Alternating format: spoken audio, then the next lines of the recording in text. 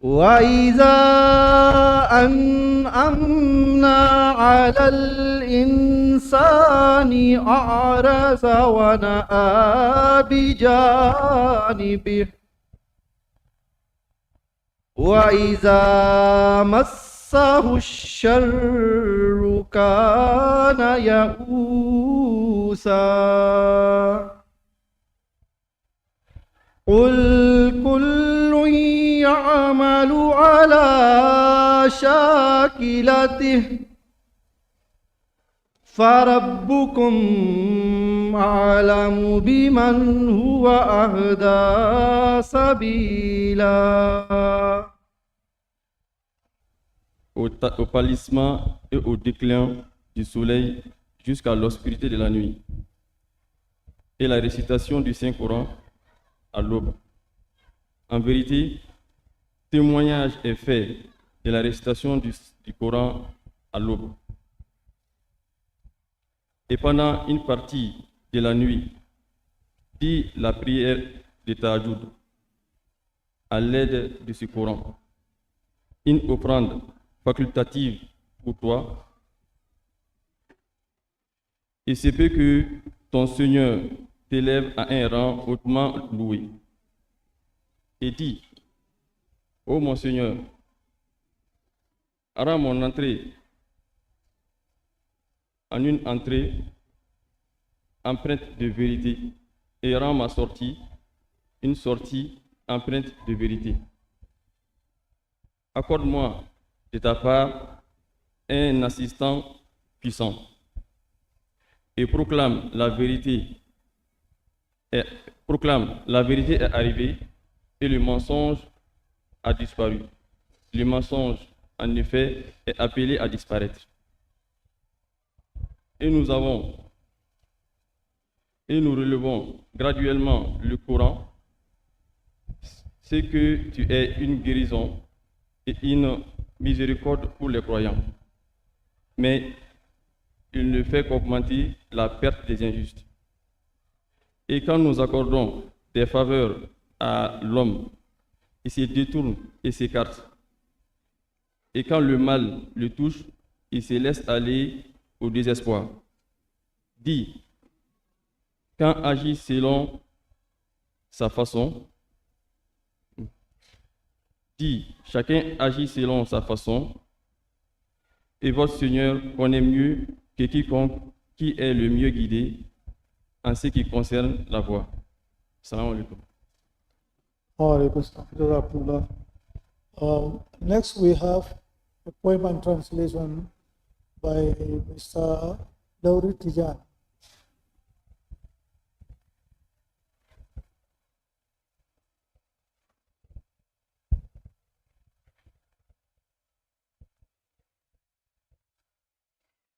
Assalamu alaikum wa rahmatullahi wa barakatuh.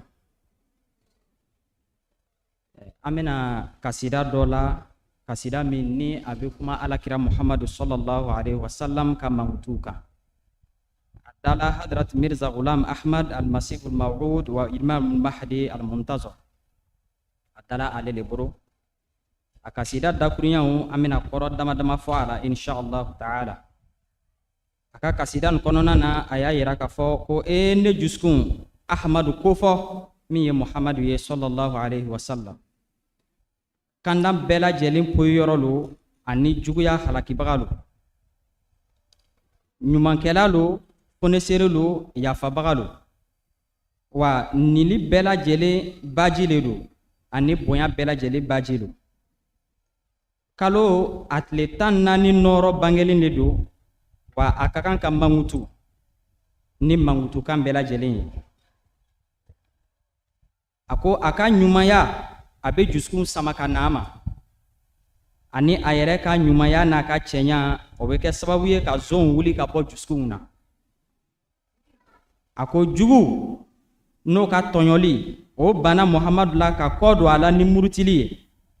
nga ni chia bangela ka ban en foile tese ka do ako chia bangele le do fen foyi tise ka dogo ale ba nyini jugu fe aka Muhammadu nyona nyini wamba foye abina nimsa akamna be gwanga atise ka nyona foyi soro an koni an ma Muhammadu nyona ye danfɛn una danfɛn min cide min n'a nana kana sunabagatɔw kunu ako ala ka nɔrɔ le ye Muhammadu ye nɔrɔ min n'a nana kana dɔniw lakunu ani ka dɔniw la ɲɛnamaya Muhammadu kɛla mɔgɔ suwandilen ye a kɛla mɔgɔ ye mɔgɔ min n'a ka kan ka ladegi a kɛla mɔgɔ ye mɔgɔ min ni mɔgɔ ba lo ni mɔgɔ kɔrɔtalen do donc sisan an bɛna an da don a dakuruya ninnu na k'a ɲɛfɔ arabukan na inshallah taala ya qalbi yazkuru ahmada عين الهدى مفني العدا برا كريما محسنا بحر العطايا والجدا المصطفى المجتبى والمقتدى والمجتدى بدر منير زاهر في كل وصف حمدا إحسانه يسبي القلوب وحسنه يروي صدى المصطفى والمجتبى والمقتدى والمجتدى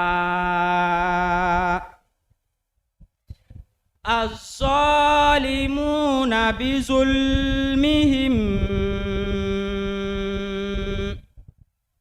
قد كذبوه تمردا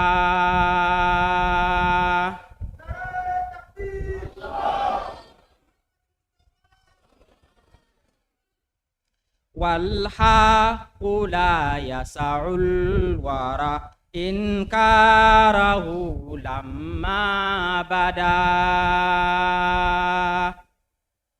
المصطفى والمجتبى والمقتدى والمجتدى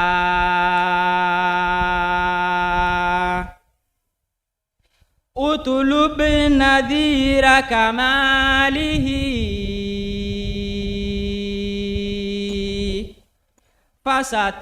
فستندمن ملددا ما إن رأينا مثله للنائمين مساعدا المصطفى والمجتبى والمقتدى والمجتدى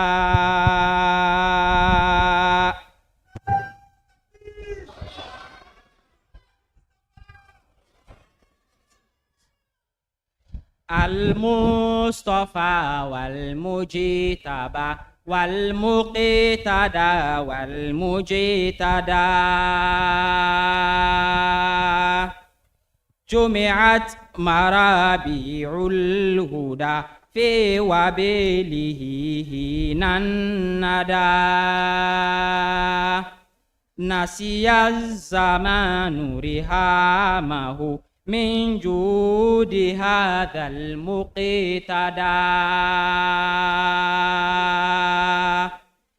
المصطفى والمجتبى والمقتدى والمجتدى نرى التكبير محمد مصطفى المصطفى والمجتبى والمقتدى والمجتدى. السلام عليكم ورحمة الله. وعليكم السلام. نرى التكبير محمد مصطفى Merci beaucoup, Tijani, for that poem. Next, we are going to have various presentations from our brothers. And the first presentation we have is The Existence of God by Abdul Qadir Karakon.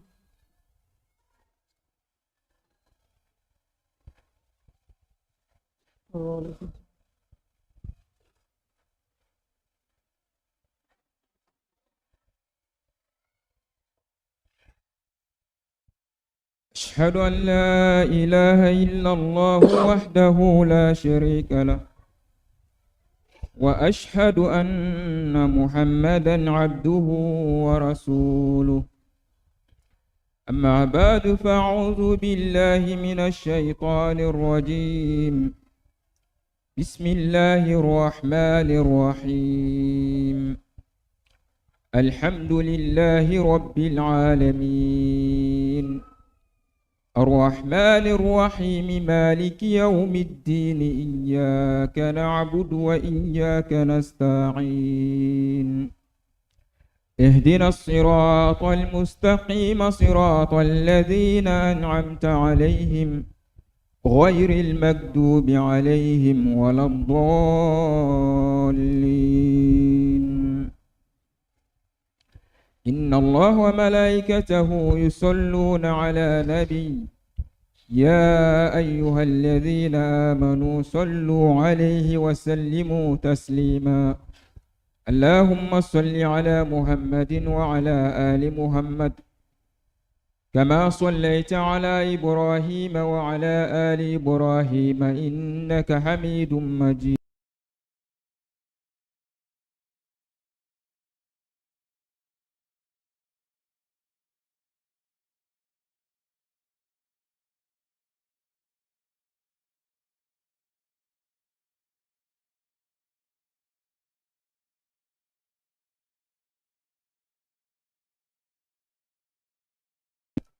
ka ala barkada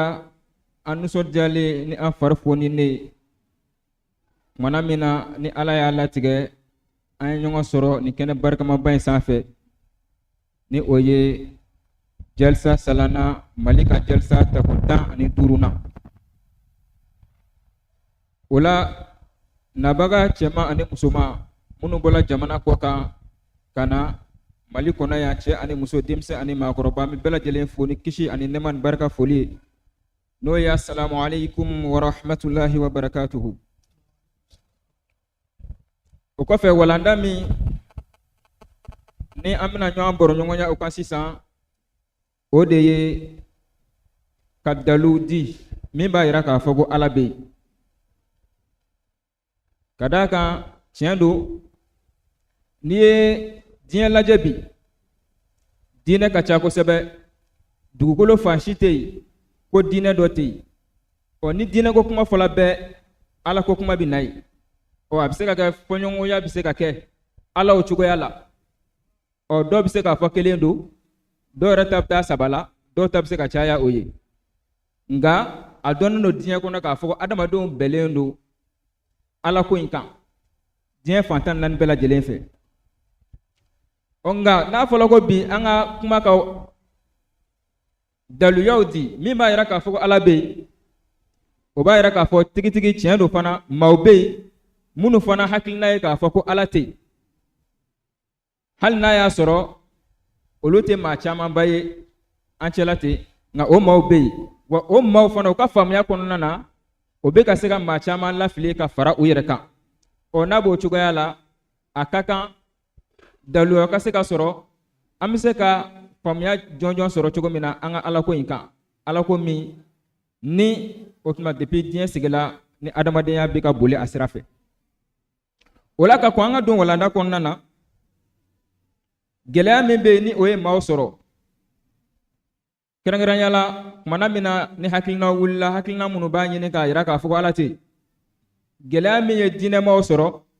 o de ye fɔlɔ maa caman bɛ diinɛ kɔnɔ a kɛla silamɛya diinɛ ye o a kɛla yahudiya diinɛ ye o a kɛla nasɔrɔya diinɛ ye o diinɛw caman bɛ yen o tuma maaw bɛ minnu kɔnɔ nka diinɛ ninnu bɛ ka labaara ni o tuma an nana sɔrɔ an fakɔrɔw b'a kan o tuma an fana b'a kan a bɛ ka labaara n'o hakilina de o tuma fana b'a la ten k'a kɛ laadala sigi ye o caman bɛ silamɛya kɔnɔ cogo min u bɛ diinɛ wɛrɛw kɔnɔ o cogoya la ten nka kuma caman ala ko min yɛrɛ ni a bɛ fɔ danganiya tɛ maaw la o kan tiɲɛ don maaw ni kun na u b'a sɔmi sɔrɔ k'a fɔ ko ala bɛ yen koyi nka yala danaya yɛrɛ bɛ maaw la wa k'a fɔ ko ni bɛ k'a yira k'a fɔ ko ala min bɛ yen ala in yɛrɛ bɛ yen o danganiya de tɛ caman na o kama maa minnu bɛ yen ni u b'a ɲini k'a fɔ ko u bɛ dalu di min b'a yira ko ala tɛ yen maa caman bɛ ka taa ji woyo fɛ ka da o sababuya de kan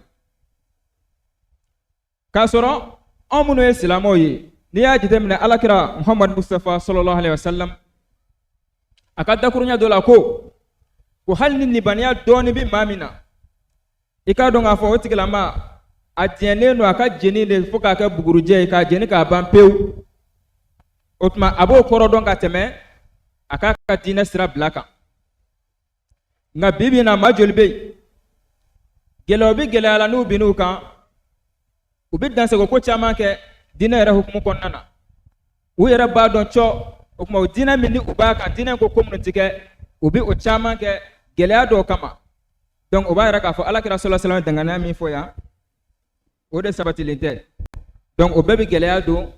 o tuma kumana min na ni maa wulila k'a fɔ ko o b'a ɲini k'a fɔ ko u bɛ ala ko nkalontigiya o la sa ɲininkali fɔlɔfɔlɔ min ni o bɛ sɔrɔ o maaw bolo minnu b'a ɲini k'a fɔ ko ala tɛ yen o de ye k'a fɔ ko yala ko ni ala bɛ yen munna an tɛ ala ye kɛrɛnkɛrɛnnenya la ni ɲininkaliw bɛ sɔrɔ dɔnni bundankun fila de la a fɔlɔ o ye philosophes ye minnu bɛ kuma hakilinakow kan n'u ka baara ɲɛsinnen b'o ma a filanan o ye scientists ye minnu bɛ yen ni u bɛ diɲɛ ɲɛnɛmaya fɛnw yɛrɛ ɲɛɲini ka dɔnni ɲini a kun kan ka kuma a kan o bɛɛ tɛ nka o tuma dɔw bɛ yen minnu fana b'a yira k'a fɔ o tuma olu ka ɲɛɲini kɔnɔna na siyansi sira kan ko olu ma da la k'a fɔ ala bi a n'ala sɔnna an da bɛna se o bɛɛ lajɛlen ma nka an bɛ min jaabi fɔlɔ hakili yɛrɛ ka faamuya teliman na ɲininkali min ni an b'o sɔrɔ philosophe k'a fɔ ko munna ko ni ala bɛ yen ko a ti ye ni o ye ɲininkali ye olu fɛ fo an k'a dɔn fɔlɔ k'a fɔ ala ye adamadenni dan ka dɔnni sɔrɔ sira 5 de don adamaden farikolo la adamaden bɛ se ka fɛn dɔ dɔnniya sɔrɔ ni sira min ye o ye sira 5 de ye adamaden farikolo la ɲɛ o ye dɔ ye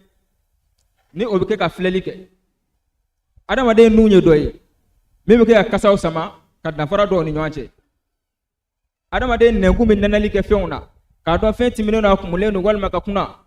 o fana ye dɔnni sɔrɔ sira dɔ ye adamaden na adamaden tulo bɛ mɛnni kɛ o tuma o fana ye mɛnni sɔrɔ sira dɔ ye o la nin mɛnni sɔrɔ sira min filɛ nin ye ka fara turuna kan ni o ye maga ɲɔgɔn ye adamaden bɛ se ka maga fɛn dɔ la ka se k'a cogoya dɔn nin fɛn guwanen don walima a sumalen don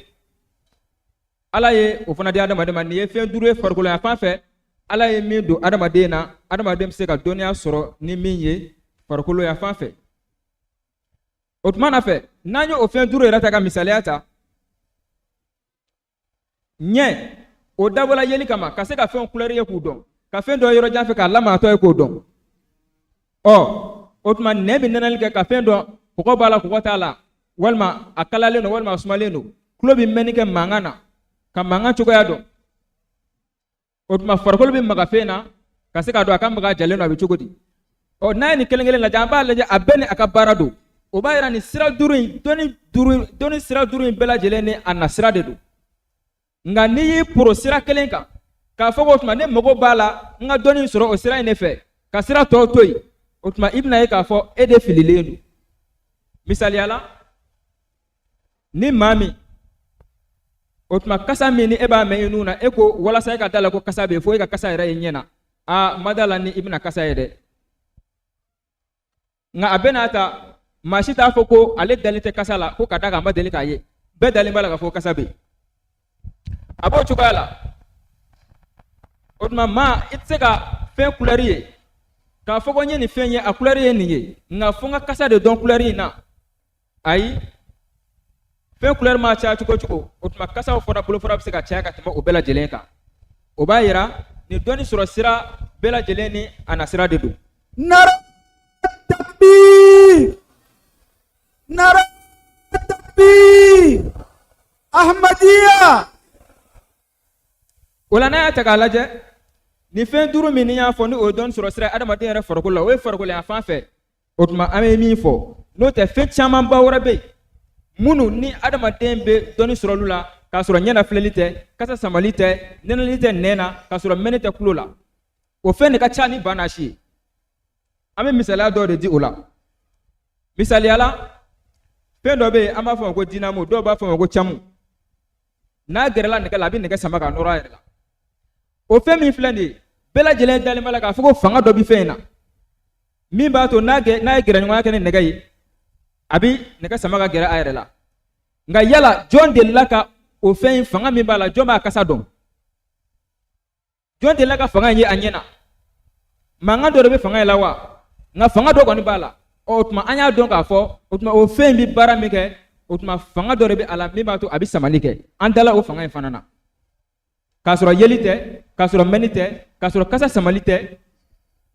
k'a sɔrɔ magali yɛrɛ tɛ nka fanga min bɛ a la o bɛ ka o tuma nɔ min bila nɛgɛ la an y'o dɔn o sira de fɛ o tuma kuran fana b'o cogoya la i n'a fɔ an bɛ bi tile min na an ka fɛn caman bɛ kɛ kuran na hali an filɛ kuma min na nin ye n'i ye mankan ka taa kuran don yala maa dɔ bɛ min bɛ kuran y'a ɲɛna wa jɔn bɛ kuran kasa dɔn nka nin bɛɛ n'a ta an tɛnɛma la k'a fɔ k'a bɛ yen kumana min na n'i ye i bolo de ka kɔnta i kan i ka ampuli bɛ mɛnɛli min kɛ o tuma i b'a dɔn k'a fɔ kuran kɔni bɛ yen o nka kuran yɛrɛ min ni o bɛ kɛ sababu ye ka ampuli in minɛ o t'i ye fɛn ye dɛ jaa fɛn caman bɛ yen fɛn minnu bɛ yen ni a dɔnniya bɛ sɔrɔ k'a sɔrɔ o tuma an ye fɛn minnu fɔ ni yeli yɛrɛ tɛ k'a fɔ n k'a ye ɲɛ na misali caman bɛ yen i n'a fɔ waati si fanga kodɔn nege hinɛ nin bɛɛ lajɛlen ye fɛnw ye fɛn minnu don u tɛ se ka minɛ u tɛ se ka nɛnɛ i t'u mankan mɛn u tɛ se ka ye nka bɛɛ lajɛlen dalen b'a la k'a fɔ nin fɛn ala bɛ olu kan ka ala ye de o tuma an b'u ɲininka de o dalen bɛ nin fɛn minnu na yala u y'u ye wa n'u m'u fɛnw ye n'u dalen b'o la o b'a yira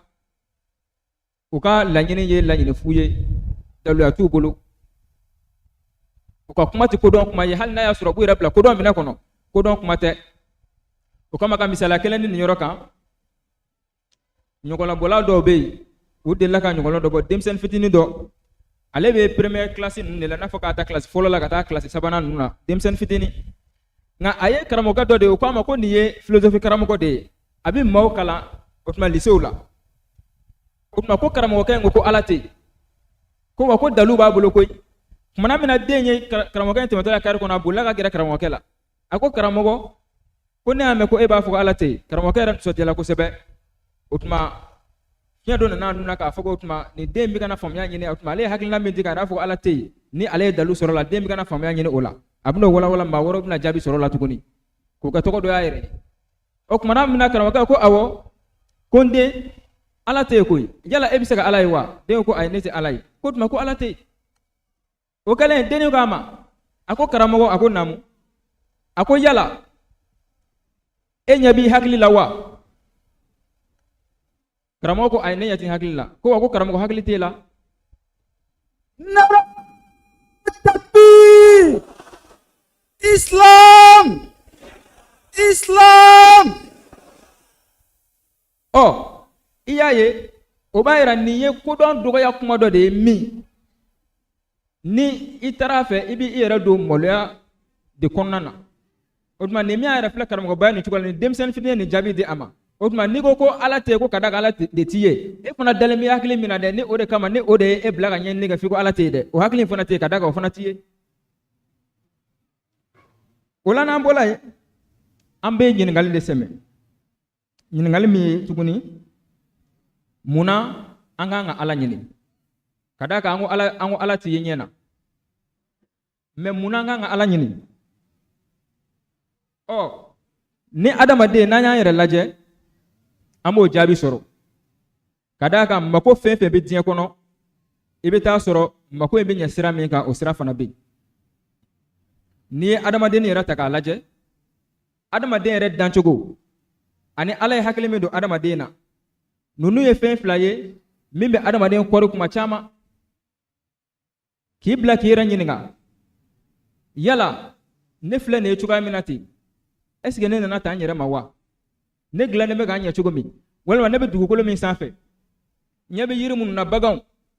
nya me beti kile me bo o tuma jiw ni bela jele ni fɛn nunu ni nu sigile mɛ sigi cogo ɲuman min na nu u bɛ baara nafama minnu kɛla est ce que nin bɛɛ lajɛlen ye gansan ye wa adamaden b'a yɛrɛ ɲininka nin na o ye adamaden yɛrɛ dancogo adamaden bɛɛ wa o jaabi bɛ adamaden bolo koyi o jaabi bɛ adamaden bolo ka d'a kan ala ma ni si dan ni nkalon ye ko ni min n'i ye nkalon in sɔrɔ i ka sigida cogoya fɛ walima i bɛ du min kɔnɔ o cogoya fɛ n'o tɛ ni bɛɛ ni tiɲɛ de danna ni y'a yɛrɛ jalaki ko la k'a dɔn tiɲɛ tɛ fɛ nin ko in na ni yɛrɛ bɛ sɔn yɛrɛ k'a fɔ ko tiɲɛ yɛrɛ la n filila nin ko in na koyi ni b'a yɛrɛ jalaki dɛ nka kumana jumɛn na an bɛ ban kumana min na n'an degela nkalontigɛ la o y'o de ye n'o tɛ adamaden yɛrɛ dancogo b'a yira k'a fɔ ko o tuma ala bɛ yen donc o dancogo lahalaya min b'an na ni o b'an bila tuma bɛɛ an tɛ lafiya sɔrɔ yala ni masa dɔ bɛ yen min y'an dan masa y'an dan mun kama ka d'a kan hali n'a ye diɲɛ kɔnɔna lajɛ fɛn o fɛn bɛ yen n'a a dilannen don adamaden yɛrɛ ka dilannen na a bɛɛ dilanna kun dɔ kama kun dɔ b'a bɛɛ lajɛlen na n'o tɛ a tɛ dilan maa b'i yɛrɛ se ka yɔrɔ yɔrɔ ka fɛn dɔ ta k'a fara ɲɔgɔn kan ka waati caman kɛ i bɛ k'i hakili labaara i y'a daba ka baara dɔ de kɛ n'o tɛ i t'a kɛ gansanna ten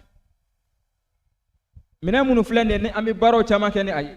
a kameraw mikorow ni fɛn ninnu n'a ɲɔgɔnna caman hakilijabaw de kɛla ka se ka ninnu fara ɲɔgɔn kan a ka se ka nin mako ninnu dilan wa a laɲinina a ka nin mako in de dilan o tuma e adamaden fana i b'i yɛrɛ ɲininka de o yala ne filɛ nin ye lahalaya min na bonya caman bɛ yen o tuma n bɛ min sɔrɔ n yɛrɛ kan ni ye ala ka danfɛn tɔw lajɛ ɔ n'a y'a sɔrɔ dalen tɛ ala ko yɛrɛ la sa o tuma danfɛn tɔ minnu ɲɛ bɛ a la ɲɛ kɔrɔ bonya caman bɛ ne bolo o kan dɛ dɔw bɛ yen m'olu sogo jigin bi yɛlɛ dɔw kan ka n ka doniw bila o kan m'u bugɔ o tuma mago caman wɛrɛw bɛ dɔw la bi k'o mago ɲɛnabɔ ni mun ye ɔ nafa dɔw sɔrɔla olu la ka d'a kan e y'a dɔn olu kan ka kɛ ka baara min kɛ nka e yɛrɛ dun e yɛrɛ wa adamaden bɛɛ lajɛlen fo ni hakili tɛ ɲɔgɔn fɛ n'o tɛ nin ɲininkali bɛ wuli hakili la diyagoya don. Nara takbir! Islam! Islam! O la nin ɲininkali min ni an dancogoya ni an hakili bɛ o ɲininkali kɛ an na o jaabi bɛ sɔrɔ fɛn min kɔnɔ o de ye diinɛ ye ka d'a kan an y'o de fɔ mako o mako bɛ yen o tuma mako in dilan cogoya bɛ yen o ye diinɛ yɛrɛ taabolo ye o tuma jaabi bɛ sɔrɔ diinɛ in de kɔnɔ o kama depuis diɲɛ dan ni bi cɛ i b'a ye cidenw bɛ na cogo min u bɛ na ten waati o waati ni mako dɔ bɛ yen ko ciden dɔ ka na ala b'a ka ciden dɔ sugandi k'a bila ka na o kama Alahu subhanahu wa ta'ala ko ma min ummatin illa khala fiha nazir ko jamakulu si tɛ yen ko sɔnsiralikɛbaa dɔ tɛmɛna jamakulu in na a se k'u sɔnsira kɔni u hakili b'u sɛgɛn ni fɛn min ye dɛ yala dama dɔ b'an na wa ni daninba bɛ yen a y'an dan kun jumɛn kama ka se ka jaabi di u ma o la o tuma o kɔngɔ n'o minɔgɔ n'o miɲɛ min bɛ o la u bɛ se ka da cogo min ala b'a ka cidenw ci tuma bɛɛ walasa o mɔgɔ in ka dilan ka d'a kan o de ye mako gɛlɛn adamaden na ka tɛmɛ a tɔ bɛɛ lajɛlen kan o tuma nin fɛn saba de b'a jira k'a fɔ an kan ka ala ɲini en tant que an hakili tɛ k'an to yen fiyewu an hakili bɛ ɲininkaliw sɛmɛ na yala an mana an yɛrɛ ma kɔni ɔ yala an bɛ diɲɛ min kɔnɔ a dilanna cogo di a yɛrɛ ma o tuma ni hakili nana ye k'a fɔ nin si tɛ se ka kɛ gansan nin si tɛ se ka kɛ fu ye siga tɛ a la a b'i bila ɲinini dɔ la o ɲinini de b'i bila ka taa diinɛ ko hukumu kɔnɔna na donc n'i y'o jateminɛ i b'a ye k'a fɔ adamaden si tɛ k'i bɛ se k'i ka ɲɛnamaya kɛ diinɛ ko kan o kama maa dɔw bɛ yen n'u bɛ baro la u b'a fɔ non diinɛ ko ninnu vraiment anw ka ko tɛ diinɛ ko ninnu ye ko faamubaliya don sinon maa si tɛ yen k'i t'i yɛrɛ sɔrɔ diinɛ kɔnɔna na ka d'a kan masa min ye dan dɛ o de ye diinɛ yɛrɛ dan a y'i dan ni o de ye o de b'i la i tɛ se ka taa k'a to cogo si la i b'i yɛrɛ fili bin na de o la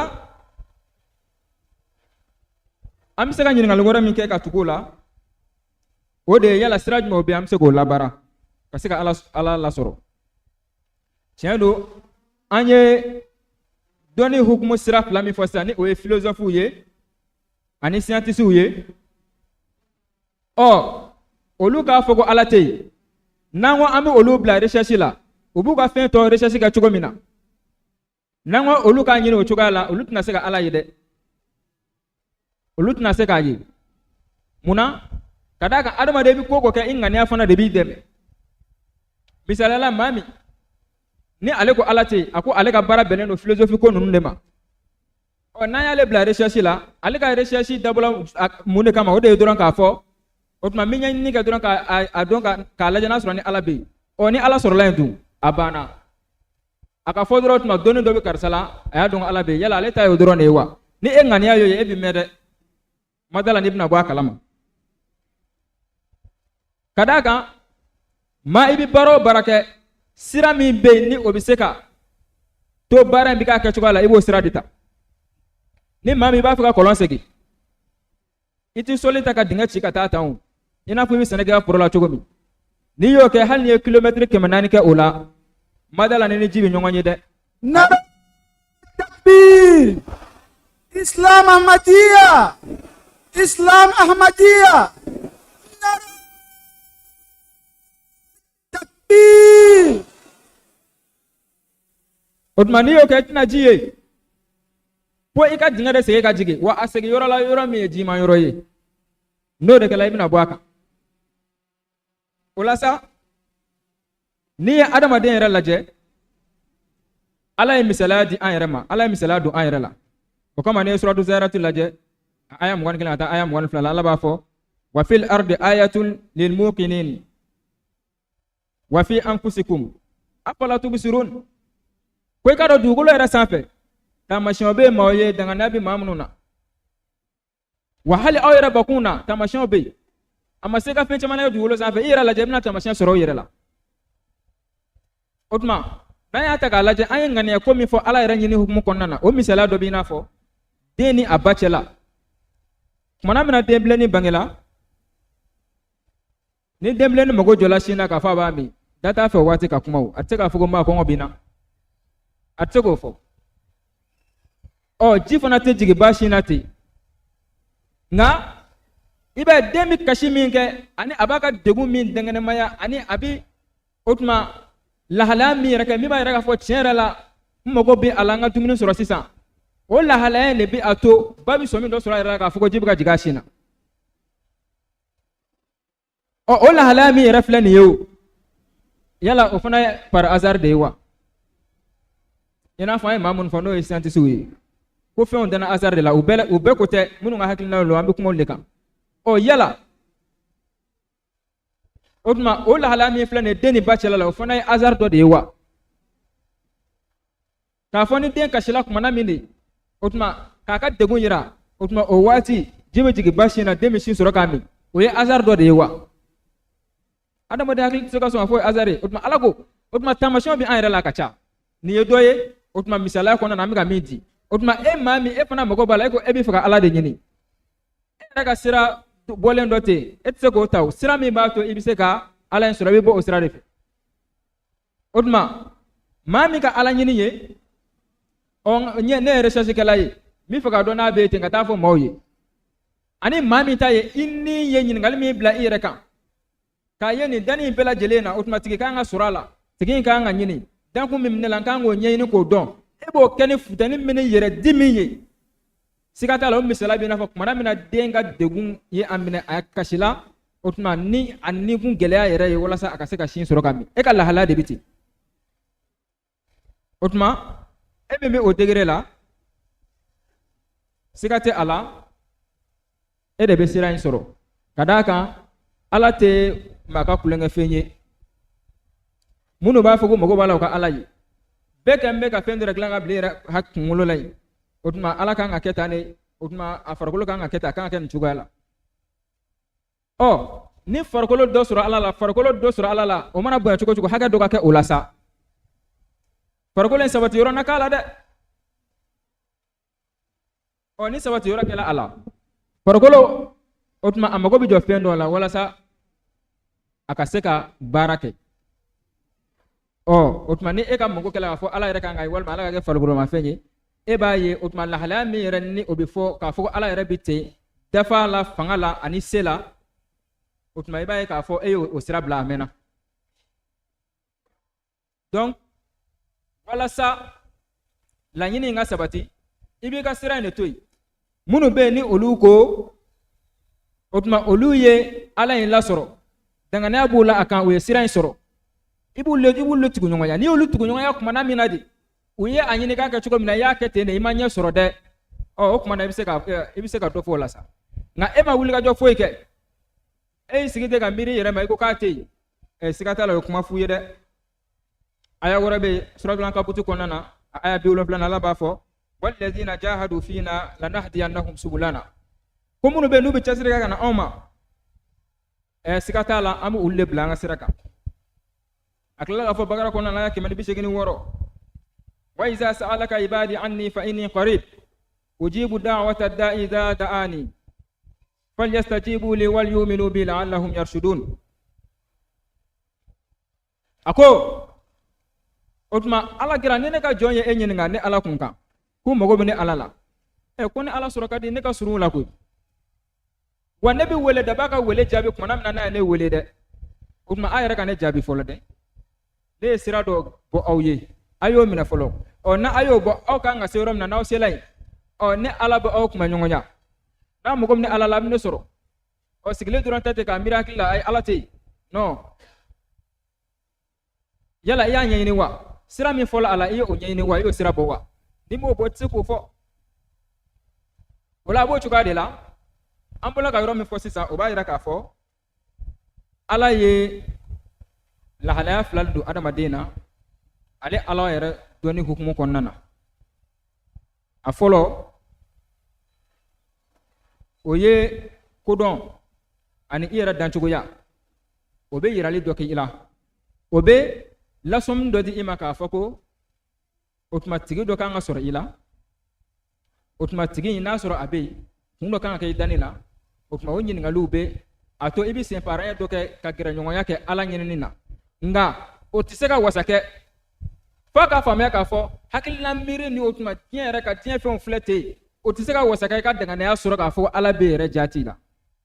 donc doni sigoroma folo ala ko la yujumay akanga kay akanga ngake ana be utikele de otuma eka jetemina la ira dan chukala ani bi fen wora mun edien kono otuma obi famia do di ima mi ma to ni ba famia bi separa folo fa fo masen kan ngake nkoi masa do kan ngake mi ni bela jelen ke ni bela jelen ta ga sanati na eka masan ira la soro sa o tita mi ko fo masan ira ki tikata de wa masan ti nyenya na fa fa chogomi o kama ba fanyi suratul an'am konna aya ke min sabana ko la tudrikuhu al-absar wa huwa yudriku al-absar wa huwa al-latiful khabir ko nyaw tseka se ale alama o emi ba ko o ebi faga yele ka suraka dala o jabila mena ko e mogo bala ka yeni nyemi o tseka le tiendo idala fen chamana ka sore muye ngani ya e ko ebi faga ye folode o etenti ma seberite kunga fika famia ale ala tie ni nyenye ko ni nyemi fle ni ala ale ala ti farko ma fe ka bi yede wa huwa yudrikul absar ale ala de bi se nyoma okoro ye ka fo tieno ale ala ti se ka ye ni farko lo nyenye nga ale ala ye khabiru de ye kibaro o dombado abado adama de makobe ale ala ina adama de kal danyini do ale ala nye otuma ale ala bi labendo sigi sen kan adama de nye wala sa abseka ala in soro ala ka khabiru ya min fola o be ni ne jira ana wa huwa latiful khabir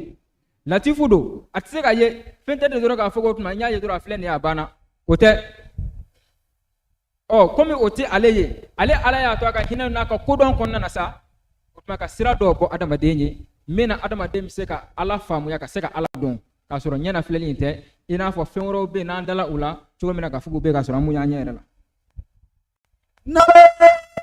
takbir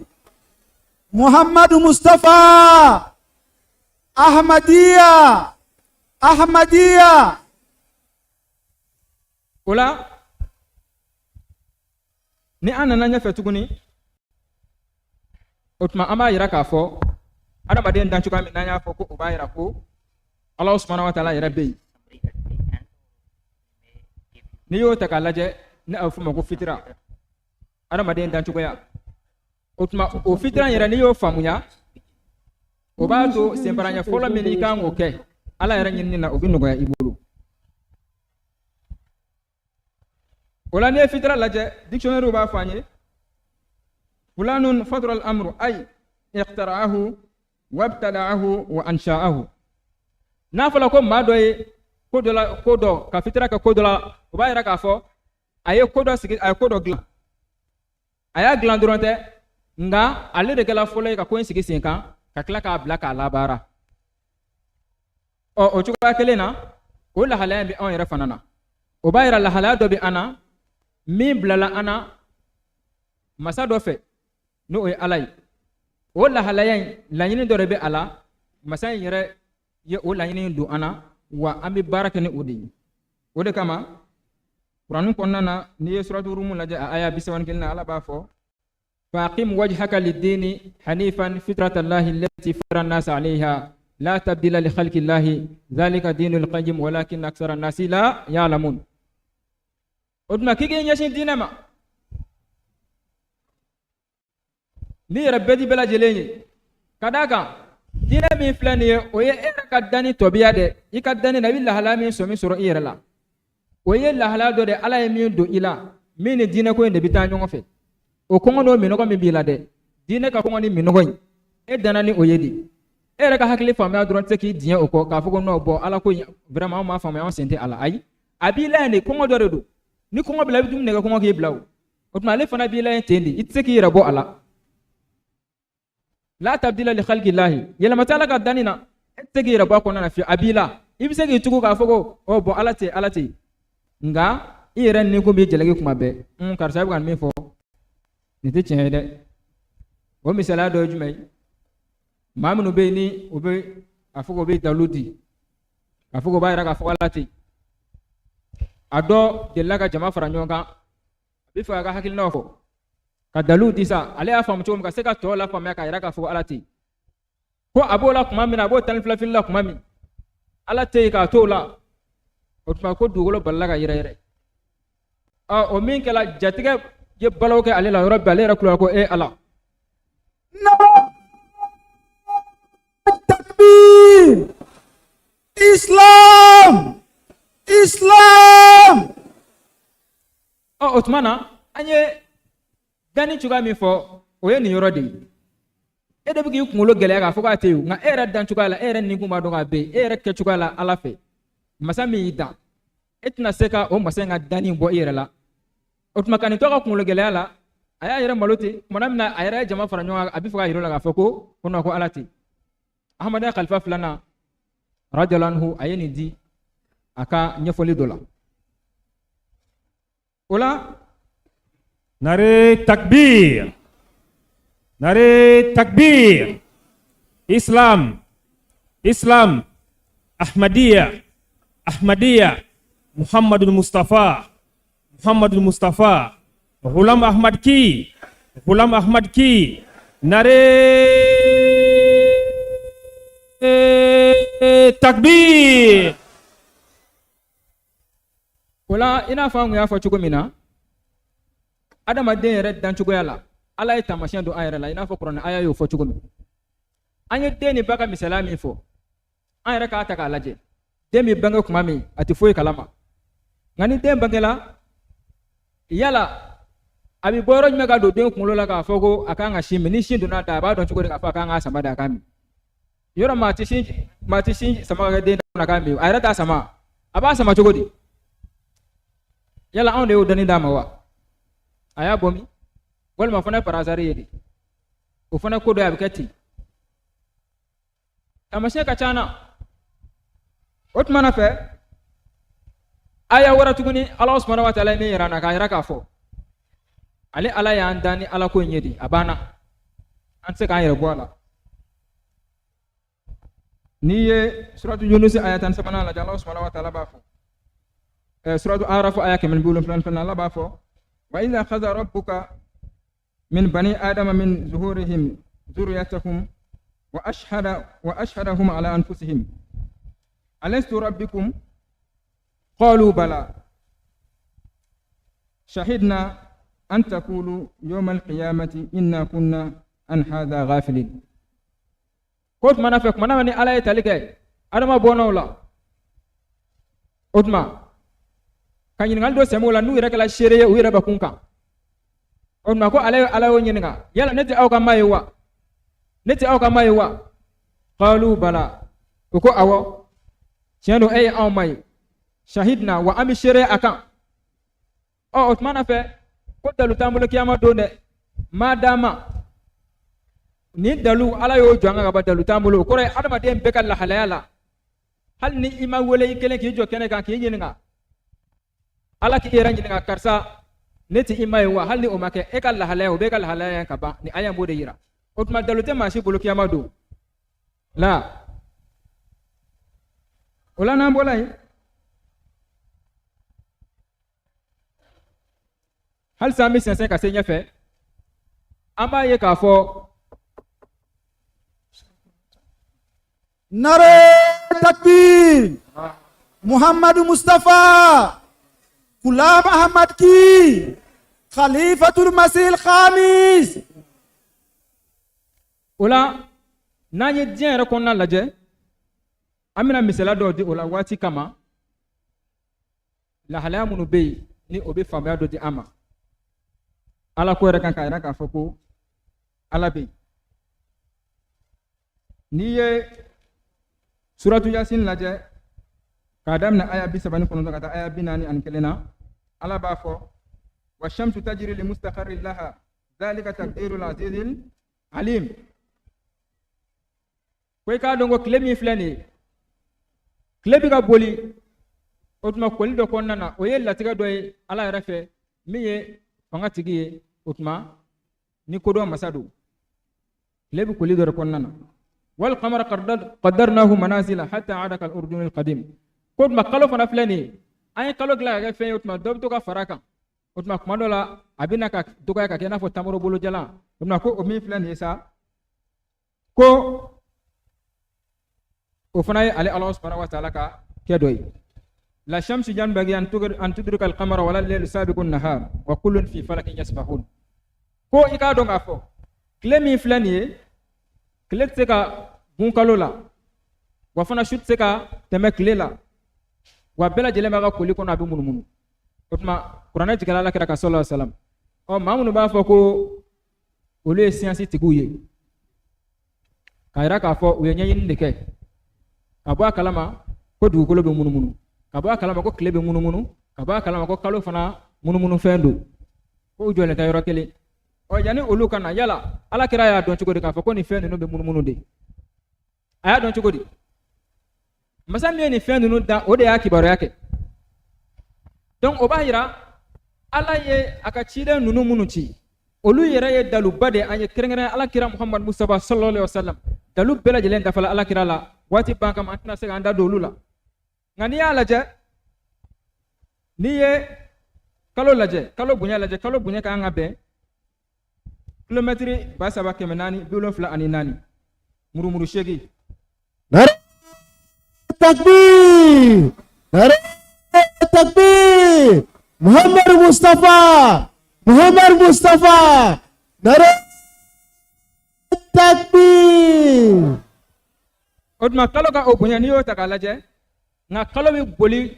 dugukolo de dafe kalo bi ka boli ka munumunu dugukolo de dafe nga dugukolo yere ka bunya obita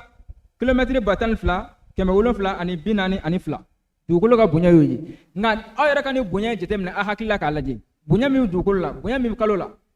ni fla ka ke ka fo dugukolo ka munumunu obi munumuna kle dafe kalo fana ka munumunu dugukolo dafe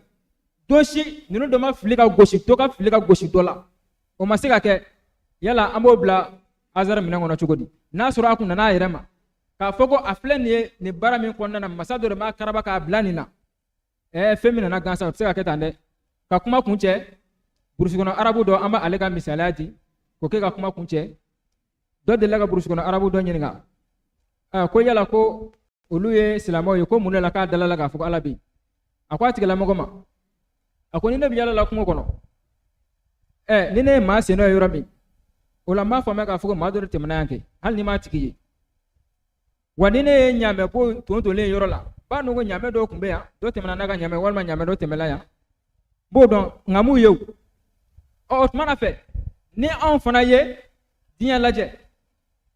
ka dugukolo laje ka sangulo laje kalo munu bala dolo munu bala fiye miti dugukolo sanfe shuni kile ka fale ni na fa ala yaraba fa chogodi inna fi khalqis samawati wal ardi wa ikhtilafi al-layli wan nahari la ayatin li ulil albab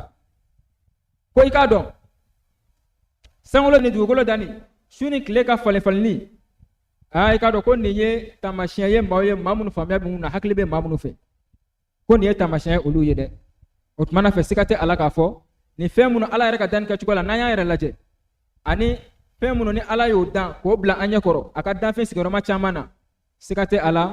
o bɛ sira bɔ an ye k'a dɔn k'a fɔ ala bɛ yen wa ala ka ciden minnu n'u nana misaliya la ala kɛra min ye cidenw bɛɛ lajɛlen kuntigi ye n'an y'ale ka ɲɛnamaya lajɛ ale nana ni walanda min ye kuranɛ min ni o jigila ka kɔn siyansitigiw ka nali ye san caman ɲɛ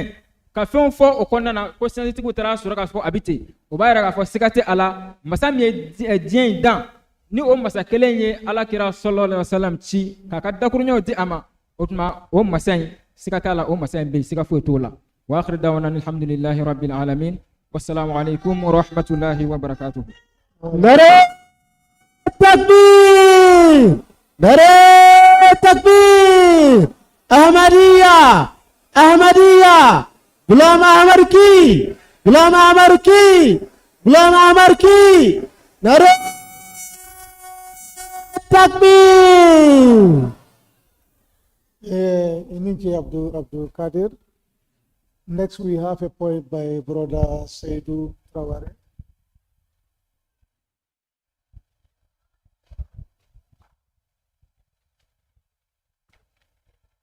Assalamu alaikum warahmatullah. Amna dongli mi dawe o Imam Mahdi ka dongli sabali ni me sura ka kitabu kono no Karamat Sadiqin. Wa inna kitaballahi baru ma'arifin wa najdanna fihi uyunna manastazibu.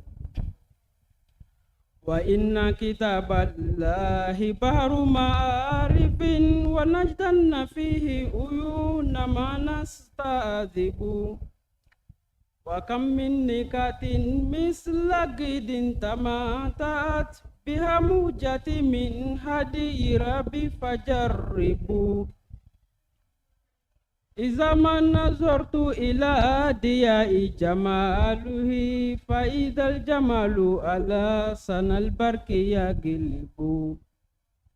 Ra'aitu bin nurin nurahu fatabayyanat alayya haqaiqihi fa fiha ukallabu. Yasuddu anil taqwa wa yadi ila tuka kafirun ila turki salamati yajlibu. Yajurru ilal ulya wa ja'a minal ula kama huwa amrun zahirun laysa yujabu. Wa sirrun latifun fi hudahu wa nuqtatun kanajmin ba'idin nuruha tatagayyabu. Wa man yatihi yuqbal wa man yudakalbuhu ila mamanil furqani la yatazabu. Wa man yatihi yuqbal wa man yudakalbuhu ila mamanil furqani la yatazabu. Yudi'ul quluba wa yadfa anna zolamaha wa yasfi sudura sawaduhu wa yuhazzibu.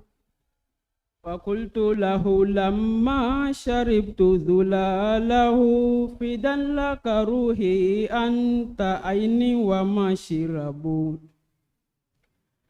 Fakultu lahu lamma sharibtu dhulalahu fidan laka ruhi anta aini wa mashirabu. Wa kam min aminin kad kashafta gita'ahum wa najaitahum amma yu'afi wa yashgabu. Ala ruba kasmin kado fihi adawatan fa alhahu an kaudin sana'ul mu'annibu. Wa in yaftahan aynaika wahabul huda fakain tara min sirrihi laka mujabu. Wa anna li aklin nasi nuru ka nurihi wa inna nuha bi bayanihi yatahazzabu. وإن كتاب الله بحر معارف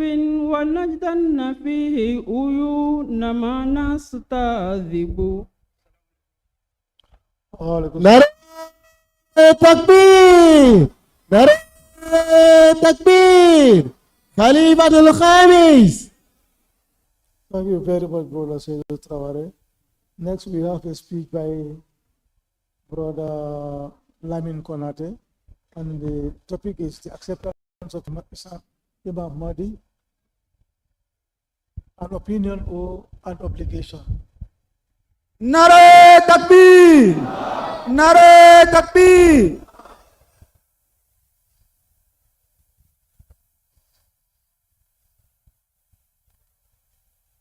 أعوذ بالله السميع العليم من الشيطان الرجيم. بسم الله الرحمن الرحيم. إن الحمد لله نحمده ونستعينه ونستغفره ونعوذ بالله من شرور أنفسنا ومن سيئات أعمالنا. من يهده الله فهو المهتدي ومن يضلله فلا هادي له.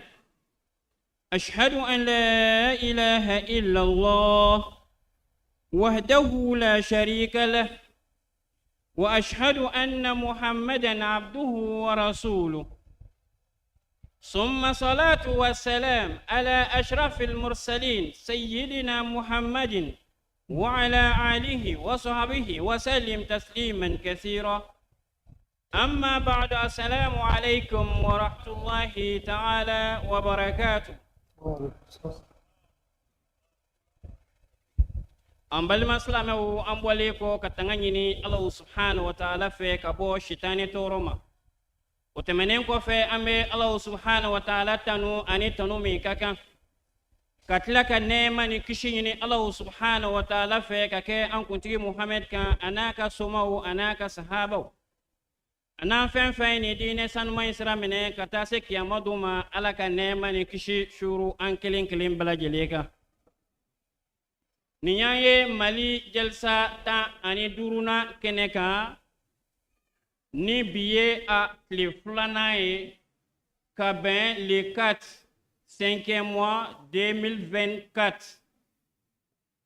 Walanda min dirane ma bi sogomadaina wodeye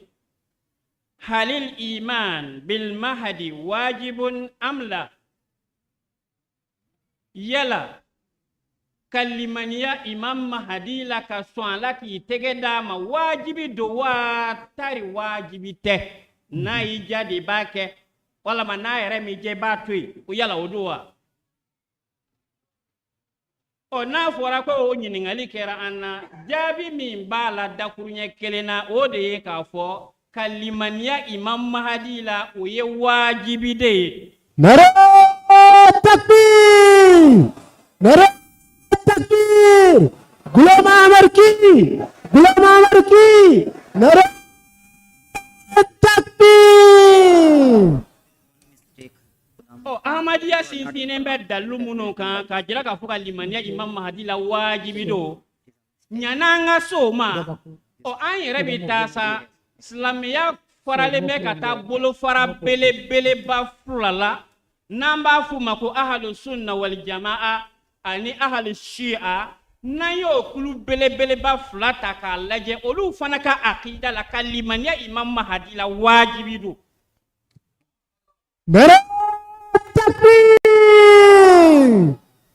O koso ambe gafe bele badota nabi ko lawami'ul anwar al bahiya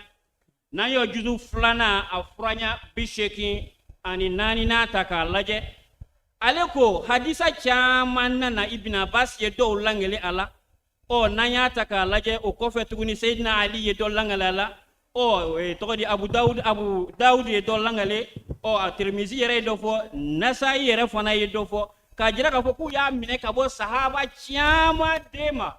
fo alakra sallallahu alaihi wasallam ko mahadi bena akoni ye hadisa nunu tani ku fora nyongon kan ki ba ye hadisa nunu me cheya ka ta se degré dola fo amit tigen kan soro ala doni kono kajira ka fo mahadi ko fole a cɛna ka limaniya la wajibi bilenma don. Nare takbir! Nare takbir! Ghulam Ahmad ki! Ghulam Ahmad ki!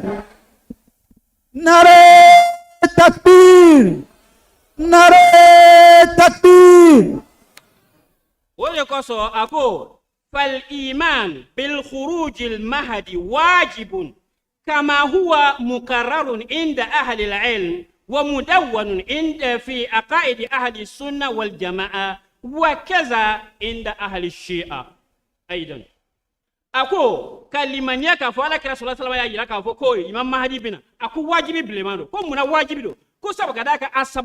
sabatilen don dɔnni dinkew yɔrɔ k'a yira k'a fɔ alakira y'a fɔ wa o dɔrɔn tɛ dɛ wa a sɛbɛnlen don ahlu sunna wal jamaa ka akida kɔnɔ ko ka limaniya imam mahdi la n'a bɔra wajibi don ko wa a b'o cogo kelen na a bɛ siyaw fana fɛ koyi ko ka limaniya la ko wajibi don. N'an bɔra yen an bɛ gafe wɛrɛ ta tuguni o gafe yɛrɛ tɔgɔ ko al-ihtijaj bil asari ala man ankara al-mahdiyul muntazar. Gafe yɛrɛ tɔgɔ de ye nin ye fɔlɔ dɛ ko ka dalilu jɔ maa kan ni asaru ye maa min bɛ ka mahadi min bɛ ka makɔnɔ maa min bɛ ko o ko nakari ko ka dalilu jɔ o kan ni asaru ye. Kitabu yɛrɛ tɔgɔ de y'o ye. Ɔ n'an y'a fɔra n ye 26 ta k'a lajɛ ale fana ko cogo di a ko fal imanu بخروج المهدي في آخر الزمان داخل في ضمن الإيمان بأن محمدا رسول الله صلى الله عليه وسلم. أقول كلمة إمام مهدي لك فو مين أبو دين لبانا كل من يندو مب على كلا كلمة يدي كنو. أيكم يفهموا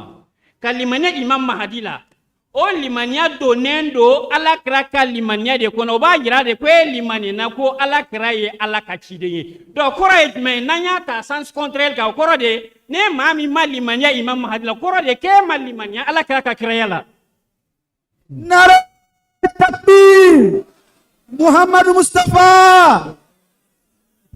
O ko sa ko wa man lam yu'min biha ومن لم يؤمن بما ثبت النبي صلى الله عليه وسلم من أنباء الغيب فلا شك أنه لم يحقق الشهادة بالرسالة. أكو فين كو دولة منوني على كرا يافو كو نتا منوني على كرا يافو كبلا نو سبتي لك أبو على كرا يرقى يافو ما مي مالي من يأولا كو كورو دي كو يرى مالي من على كرا كتيرين يلا. ني الاحتجاج بالأثر على من أنكر المهدي المنتظر وغفي نكمفو. نين دولة الإسلام في أندلس نيو غفي فنتا أفرني جزء سبنا أفرني كم فلانيتا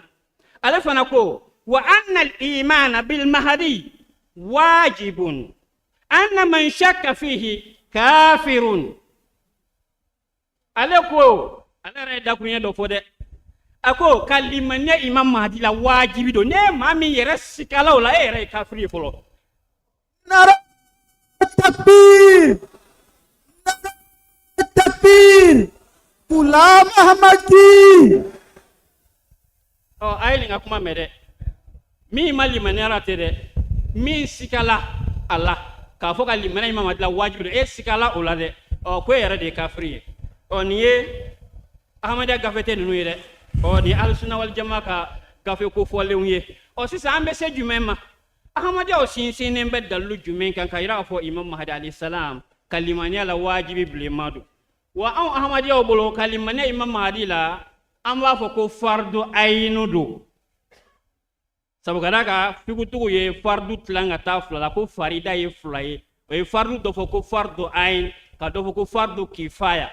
kifaya koradi ko ni islamɛ bolo fara dɔw y'a kɛ a wajibiya bɛ bɛn ka bɔ dɔw kan ɔ nka kalimaniya imam mahadi la o tɛ fardu kifaya dɛ ko ni silamɛ bolo fara dɔw limaniya la ka ban k'o y'a bannen ayi dɛ a wajibiyalen bɛ silamɛ bɛɛ de kan aw ka limaniya imam mahadi la o ye fardu ayinu de ye kalimaniya imam mahadi la kɔni ɔ n'a fɔra ko an ka dalilu ɲini o la kuranɛ kɔnɔ yala dalu bala an bolo kuranɛ kɔnɔ k'a jira k'a fɔ ka limaniya imam mahdi la wajibi don wa an b'a fɔ awɔ an bɛ suratul hud an b'o aya 17 ta k'a lajɛ ala subhanahu wa ta'ala ko yen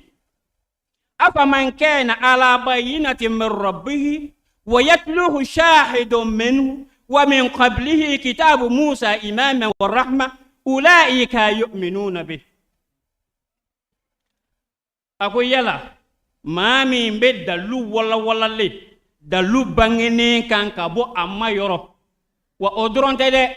شيري دفنا نتو أنوفي مي فنا بينا بو على يورو كانا كاكو شيريا كاكو محمد نالي kitabu Musa ka kitabu fana kona Muhammadu nya koy o fana kera hinay mamunu limena o gafela de olu fana ka kanka limaniya Qur'ana ina koy akonga ni mami kafiri la Qur'ana masa wa man yakfuru bihi min al ahzab fanaru maw'idu akoni mamunu kafiri la masa kon tasuma de layru tara o tigila mawye akon fala taku fi miryatin minhu ke kana siga ulade innahu al haqqu min rabbik kon yechien de ka boy mayorode walakin akthara an-nas la yu'minun akunga mafson chama be umali manyani na de amma ko be yoro jumena aya damene alako muhammadu nana ni dalu bangeni de ka bo amayoro kore muhammadu nana muhammad tumbe dalu bangeni kan ka bo amayoro ako shere do bina tuku muhammadu la shere do bina muhammadu kofe fana ali fana bina ke dalu bangeni do kan ka bo amayoro onayo shere takalaje cheno doni kela we fencha manfo a shere la me anga khalifa fulana ko wal waqi an al aya tatahaddas an bi'sati al imam al mahdi wal masih al maun alayhi salam ako aya imbe kumana imam mahdi ka chili de kan alakra sallallahu alaihi wasallam ko fe ka jira ka fo imam mahdi de binana alakra ko fe kana ke shere ka alakra sallallahu alaihi wasallam ka dina ko ko chentiya na takbir Ghulam Ahmad ki Khalifatul Masih Khamis yala mami mbibo ala yoro kana Muhammadu kana dine sheria anafara ko shere akoradi mimi na kanika ko chientigia sabu gara na fula kelela na woro ko ka shere be mi okora ki ka ta manyini kana mimi na agira ko ta ye chinyeye wode tewa o shere to yewa wala ko shere mimi na Muhammadu ko fe koradi abina Muhammadu ka dine de chientigia yala no shere nana abina yerewa ay minhu kabina bo ala de yoro kana o yala mami mbora ala yoro kana kalimaniya wala yala o te wajibi yewa o wajibi de o sisa na fara ko anga dalu nyini wala qur'ane kono dun yala ni ma bora ala yoro kana ke Muhammadu shere o koradi kana Muhammadu ka dine chientigia yala kalimaniya la wajibi do yala dalu bo la qur'ane kono wa amba fo awo dalu bo la qur'ane kono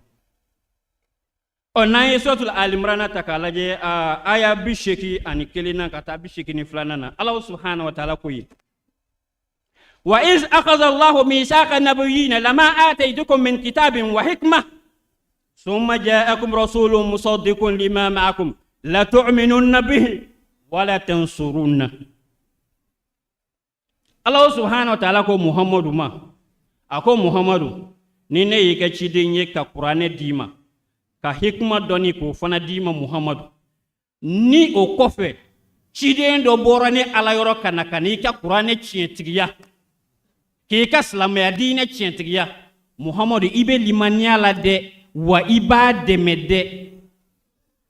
dobina fo aya mi kumana nabi nyuma beka awoke abe kumana nabi nyuma beka ngabi abe kumana Muhammadu kelendika nabi nyuma to olu ka gafe tumbe bara kera wati mina misala naye Musa ka Taurata be bara kera wati mina aya intumika kuma Musa fe o wati ko Musa ni kira do nanay ko fe kanika Taurata chientigia ibi dala de okoro ejme Musa fay ko fe mawye ko ni kiri do nanay ko fe kanika Taurata chienta Musa fay ko fe moy ko kadala kalimania la ka chientigia katla ka teme ngabi Musa ka Taurata barakala ati barakala de jonga gafe de barakala Muhammadu donc kuma ye aya be Muhammadu de ka Muhammadu ninye Qur'ane dima ka hikma doni dima ko fe chiden do nana kana ika Qur'ane chientigiya ki ka dina chientigiya wa Muhammadu ibi dala de ala ba do atina Muhammadu soro balolo kuma la nyine Muhammadu afay ko mo ye nana na ku kaliman yalla o katla ka deme donc ni ala tuma dala ni yamariya di muhammadu ma yala mahadi nale ala kira kofe kwa bora ala yoro yala kalimaniala anana kana ala kira ka islamiya dina cientikiya kalimaniala wajibi do watar wajibi tade नारा तकबीर गुलाम अहमद की खलीफतुल मसीह कामिस donc alimaniala wajibi plimando ala yare di côté qur'ani kono ko muhammad ni don nane ko fe kanika dine cientikiya ko wa ibe limaniala inno fe mo kalimaniala gulam mod nana ama fo cientikiya ma ko tawrata de chien katinga qur'ani ga ama fo injila de chien ako ala kra nani gafe mi no qur'ani o de chien to kalimania ola ala yare di anja maria ola kwa nga limania jalate kanga tla ka deme allah subhanahu wa ta'ala mi fo qur'ani kono o yeni no boray Allah subhanahu wa ta'ala ko suratul Jumaa ko no kabina Muhammadu ci chien fla chien fola la waya ci arabu kun fi unkela ako dawara fana be Muhammadu mitla ki ci gabo olula sisan ala kira ci li chien fola la kalimanya na wajibi do wala wajibite wajibi blemado kalimanya ala kira la sisan nat nya sorati ala kala tige kono ko ni fatula kaba ete sege kana jien kono yala ne Muhammadu yere na fare kono le tun sege da kana chien fla na fana an jien laba mauma yala an limanya na wajibi do wajibite wajibi do meni ala kra yara ko ne retina do de bina kana ne representer o e farisi do yala no min na ala kra nona yala an limanya fanna wajibi do wajibite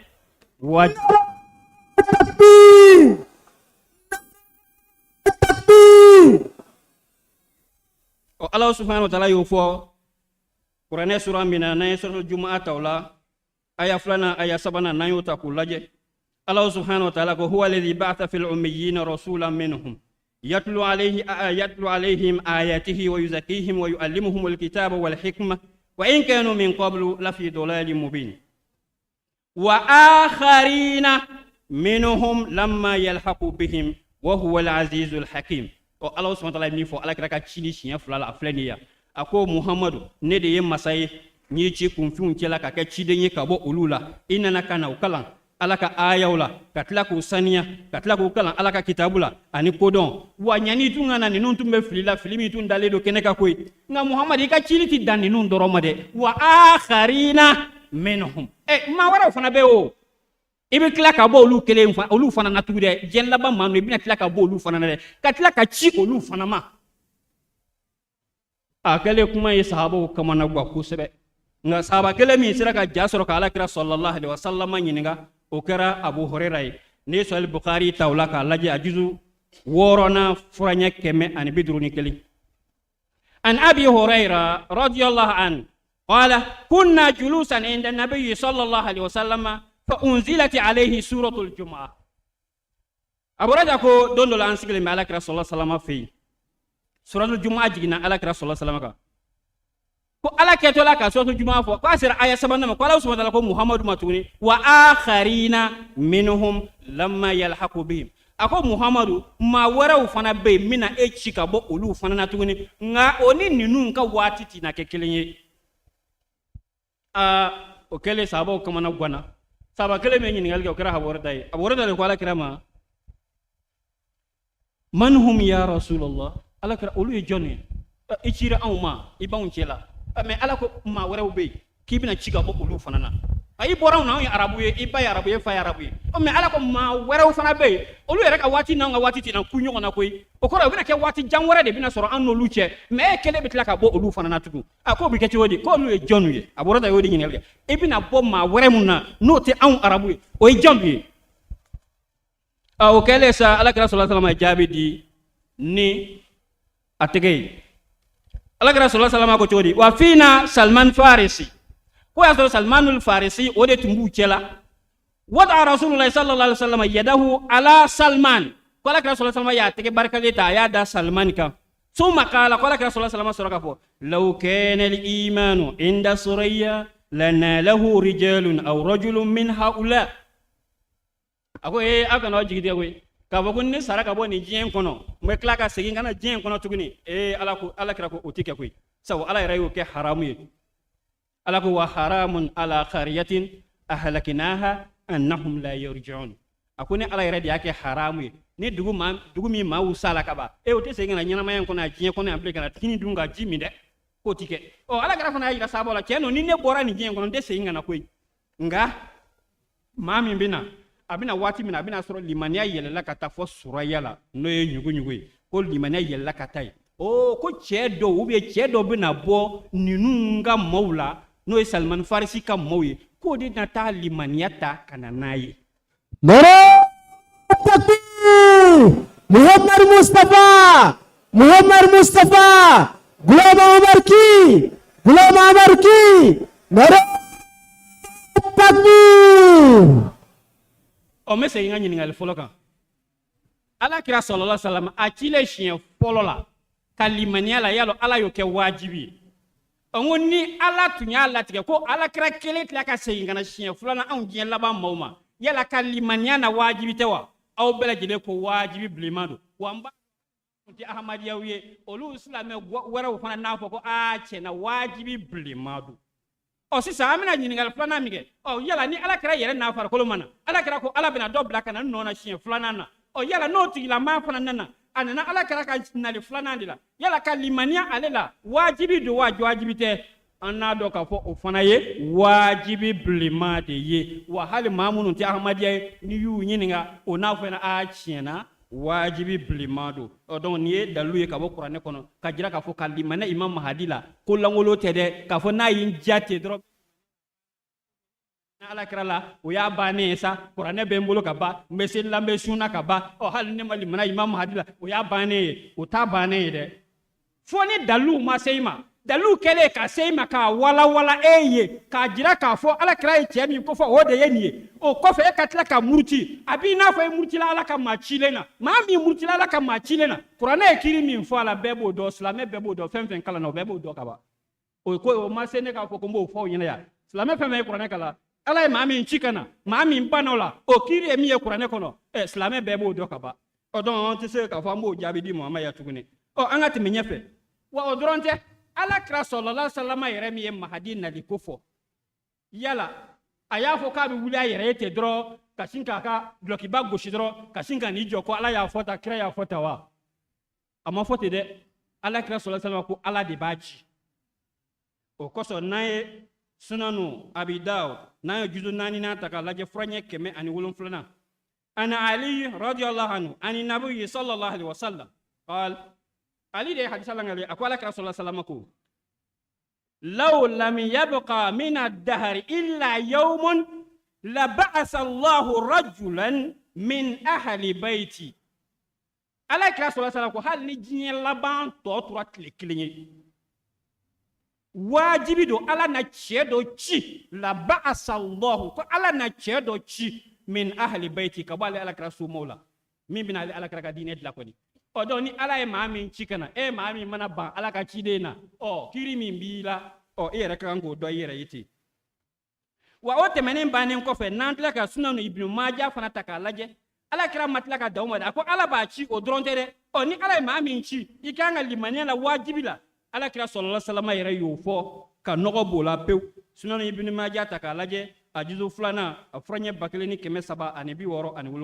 1767 Nara takbir an Sauban qala Rasulullah sallallahu alaihi wasallam Sauban da hadisa langala qala Rasulullah sallallahu alaihi wasallam ko fa iza ra'aytumuhu fabayi'uhu walau habwan ala salji fa innahu khalifatullahi al-mahdi ako hey ne cɛ min ko fɔ k'a bɛna n ka diinɛ dilan diɲɛ laban n'o ye imamul mahdi ye ni aw maa minnu y'a ye ko a ye girin aw ka taa tɛgɛ d'a ma alakira y'a fɔ ka gɛlɛya yɔrɔ jumɛn ko hali ne min tɛ se ka taama n'i kɛra namara ye ko i k'i fo fɔ i bɔbɔramugu 2 kan ka taa i tɛgɛ d'a ma wajibi bɛ tɛmɛ nin kan te namaw tɛ dɛ ayi hali namara k'i fo fo de i bɔbɔramugu kan i ka t'i tɛgɛ d'a ma wajibi bɛ tɛmɛ nin kan ko sabu ka d'a kan o don kama ale de ye Alahu subhanahu wa ta'ala ka maa kandalen wa o don kama ale de ye Alahu subhanahu wa ta'ala ka lasigiden ye o kɔrɔ ye o de ye Alahu subhanahu wa ta'ala ka nɔrabila ye dugukolo kan o don n'ale kɛra ala ka maa kandalen wa o kɔrɔ ye ko kanda bɔ yɔrɔ y'ale ye kanda sɔrɔ yɔrɔ y'ale ye ne maa min ma ditigɛ kɛ di ye ɔ kɔrɔ ye ko kanda y'a jɛ नारे तकबीर गुलाम अहमद की गुलाम अहमद की नारे तकबीर an ka sunanu abi daud fana ta k'a lajɛ a juzu naaninan furaɲɛ 108 an hilal bin amr قال سمعت عليا رضي الله عنه يقول قال النبي صلى الله عليه وسلم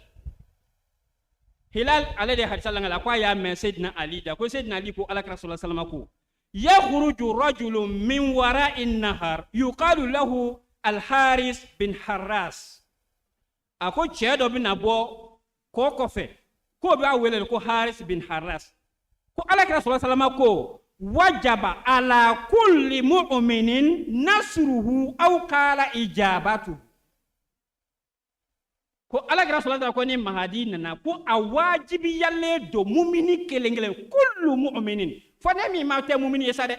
akwa wajibi yalle do mumini kelengele beka ika imam mahadi deme wa ika ka wele kan fana jabi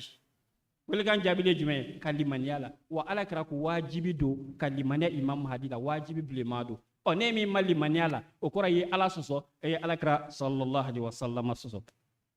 o dronte an ka taa ɲɛ an y'a fɔ ahmadiyaw fɛ mahadi min kofɔla ani masihu min kofɔla alakira sallallahu alaihi wasallam fɛ o bɛɛ ye cɛ kelen de ye cɛ fila tɛ wa ahmadiya dɔrɔn tɛ dɛ wa hali silamɛya bolofara dɔw yɛrɛ fana y'o hakilina sɔrɔ k'a yira k'a fɔ tiɲɛna alakira ko mahadi bɛna diɲɛ laban na a tila k'a fɔ ko masihu bɛna diɲɛ laban na ko siga t'a la mahadi ni masihu ko mɔgɔ kelen don wa alakira yɛrɛ y'o fɔ hadisa jɛlen na lal mahadiyu illa isa ibn maryama a ko ale ka mahadi tɛ dɔ wɛrɛ ye koyi n ko masihu min bɛ na n ka manto na o kelen de ye ne ka mahadi ye alakira sallallahu alaihi wasallam yɛrɛ de ye nin fɔ koyi ɔ donc o la sisan n'an dun y'a ta k'a lajɛ alakira sallallahu alaihi wasallam ko masihu min bɛ na ale manto na alakira y'a fɔ ko nabiyulahi isa nabiyulahi siɲɛ 4 muslim kɔnɔ donc o b'a yira na ko ala kɛra yɛrɛ ko a masihu min bɛna ne manto na ala ka nabi ɲuman don tiɲɛ tɛ sisan n'a kɛra ala ka nabi ɲuman ye ne maa min banna ka limaniya ala ka nabi ɲuman na e ka kan ka wele cogo di o jaabi t'aw yɛrɛ bolo an b'o jaabi t'aw yɛrɛ bolo o de kosɔn n'i ye muslimu ta k'a lajɛ o la ko a juzu naaninan furaɲɛ 22,254 an ma hadisa in bɛɛ ta nabiyulahi fɔla yɔrɔ mun na an y'o de tɔmɔ hadisa in kɔnɔ alakira sallallahu alaihi wasallam ko wa yahduru nabiyulahi isa wa ashabuhu siɲɛ 1 fa yarghabu nabiyulahi isa wa ashabuhu siɲɛ 2 summa yahbidu nabiyulahi isa wa ashabuhu siɲɛ 3 fa yarghabu nabiyulahi isa wa ashabuhu siɲɛ 4 alakira sallallahu alaihi wasallam ye nabiyulahi fɔ a ka masihu ma min bɛna manto na siɲɛ 4 donc o b'a jira na k'a fɔ masihu min bɛ na alakira manto na nabi ɲuman don yala dalilu bɛ kuranɛ kɔnɔ yala nabi ɲuman minnu bɛ na alakira manto na ka limaniya o nabi ɲumanw na yala dalilu bɛ kuranɛ kɔnɔ ko wajibi don wa an b'a fɔ awɔ dalilu bɛ kuranɛ kɔnɔ ko ka limaniya muhamadu manto nabi ɲumanw ka limaniya olu la kuranɛ k'o ye wajibi bilenman de hali n'a y'a sɔrɔ i tun limaniya bɛ muhamadu la ka kɔrɔ ala k'o tɛ wasakɛ muhamadu manto na n'ale ye min sugandi k'o kɛ nabi ɲuman ye don min na ko ka limaniyaw fana na i limaniya ni kɔrɔ kɔ muhamadu la k'o fana ye wajibi de ye an ka o ta suratu ali imran o aya 100 ni aya 79 Allah subhanahu wa ta'ala ko cogodi ma kana Allah liyadhara almu'minina ala ma antum alayhi hatta yamiza alkhabisa min at-tayyib ako amma ale Allah subhanahu wa ta'ala ma ke fiu kabina aw mu'minun toite ho ha holate do ba fo do ma yan fe ko kafiri do yere fana ba do ma yan fe kafiri do ko e taala sa ni fana ko ni taala sa ala kun ta tuti ni ka fo ye ne ta de tiɲɛ ko ninnu ta ye ngalon ni fana ka fo ne ta de tiɲɛ ko ninnu ta ye ngalon ala ko ale ta to la te gwansa koyi ayi dɛ k'ale bɛna ni sira dɔ ye min b'a to tiɲɛtigi ka dɔn ka bɔ nkalonitigi la ale bɛna ni sira dɔ ye min b'a to nkalonitigi de bɛ dɔn ka bɔ tiɲɛtigi la ala e bɛna o kɛ cogo di a ko wa ma kana Allahu liyutli'akum ala al-ghayb k'a kɔrɔ tɛ k'a fɔ ko n bɛ gundo jira a bɛɛ la koyi ayi dɛ ka n ka gundo jira aw bɛɛ la ne ka gundo bɛ jira cidenw de la ate yiraw bela mais mina ka chogodi ako walakin Allah yajtabi min rusulihi man yasha ako mbo aw mu'minu kela min jambo sukanti ko kenga chide yala ni aw mu'minu kela ni ala ye kelen sukanti ka chide cheno antu limania me Muhammad la koro yala kalimania o mu'mini mi sukanti la ala fe ka chide kalimania la yala o wajibi yo ala ko wajibi le ala ko fa aminu billahi wa rusuli takbir Ghulam Ahmad ki ala ko hey ali manen koro ko Muhammad la de ali manen koro ni ala la de ni chide mi suganti lam fe aw mu'minun ci la de wa ayeli manani ala la croye tugu akatla kalimani o chido na croye tugu ne ma mi mbana la sa imala sozo akiri na ga jume ala bulu ne to jabi de o jabi be soro aw yere bulu Allah subhanahu wa ta'ala ko tini ko ayeli manole wa in tu'minu wa tattaku falakum ajrun azim ako ni awtla ka sey kalimania o kira kura min cirane ala fe naw segi na kalimania o la ka sirane ala nyede e mitla ka sara bele ba wore dawma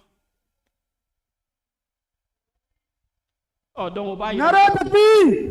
nare takbir donc ba yira na ka fo Ghulam Ahmad alayhi salam ale de ko ale alakira sallallahu alaihi wasallam ka mahadi ko fole wa ande yante ke dama wa anyinen do islamé bulu fara befe ko alakira ko wajibi do aw kalimaniala ala ko wajibi do aw kalimaniala akana mashi musalaka no ye fiu bitako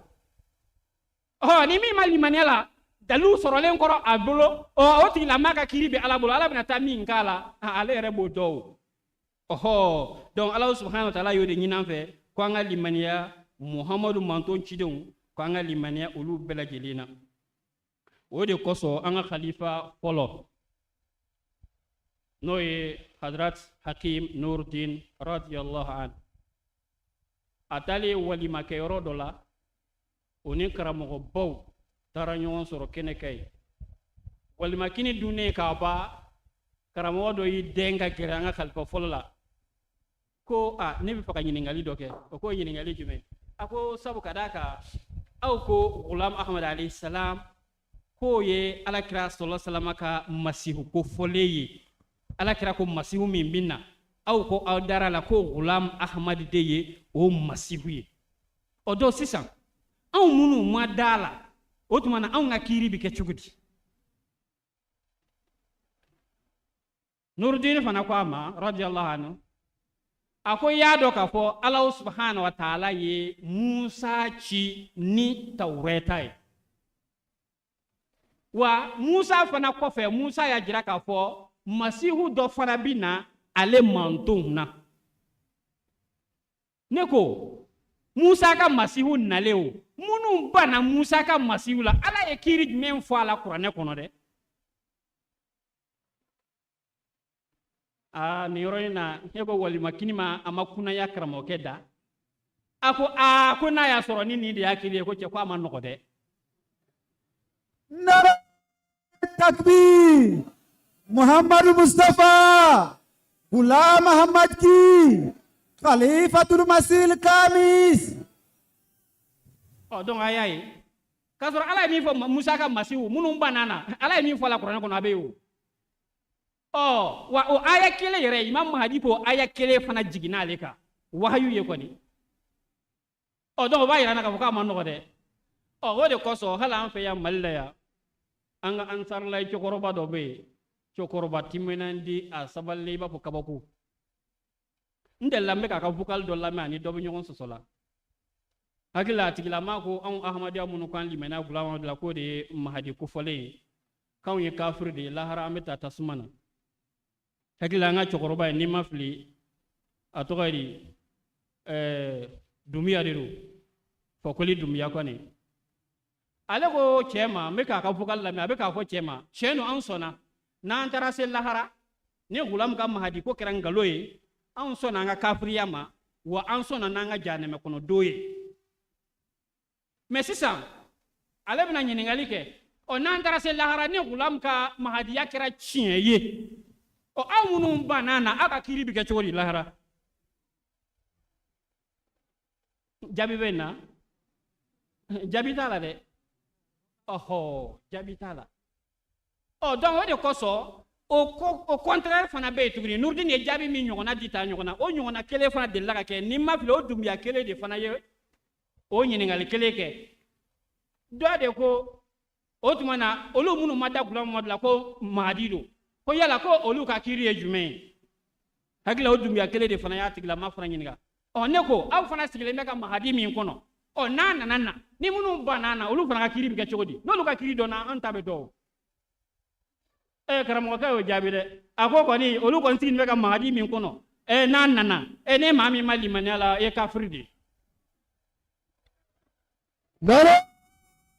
takbir! Muhammad Mustafa! Muhammad Mustafa! Gulam Ahmad ki! Gulam Ahmad ki! Nare takbir! o de kosɔn an fana bɔra k'o de jaabi di daminɛ na ka jira k'a fɔ y'a ye dɔnnikɛlaw minnu bɛ yen ahlu sunna wal jamaa wa shi'a o bɛɛ de bɛnna kan nin cogoya kelen na k'a fɔ ka limaniya Imam Mahadi la wajibi bilenman don wa ne maa min fana ma limaniya la fana a b'i n'a fɔ i ma limaniya alakira sallallahu alaihi wasallam na a y'a dakuruɲɛ kelen mɛn a la fana dɔw yɛrɛ y'a jaabi de ko ni hali n'i sigala la k'o kɔrɔ ye k'i kɛra kafiri ye donc o de kosɔn n'an ye suratu Ali Imran aya 55 lajɛ Allah subhanahu wa ta'ala y'o aya kelen min ni a y'a jigi Musa ka masihu kun kan wa a y'o aya kelen fana jigi Imam Mahdi alayhi salam kan Allah subhanahu wa ta'ala ko cogo di wa iz qala Allah ya Isa inni mutawaffika wa rafi'uka ilayya wa mutahhiruka min alladhina kafaru wa ja'ilu alladhina ittaba'uka fawqa alladhina kafaru ila yawmil qiyamah.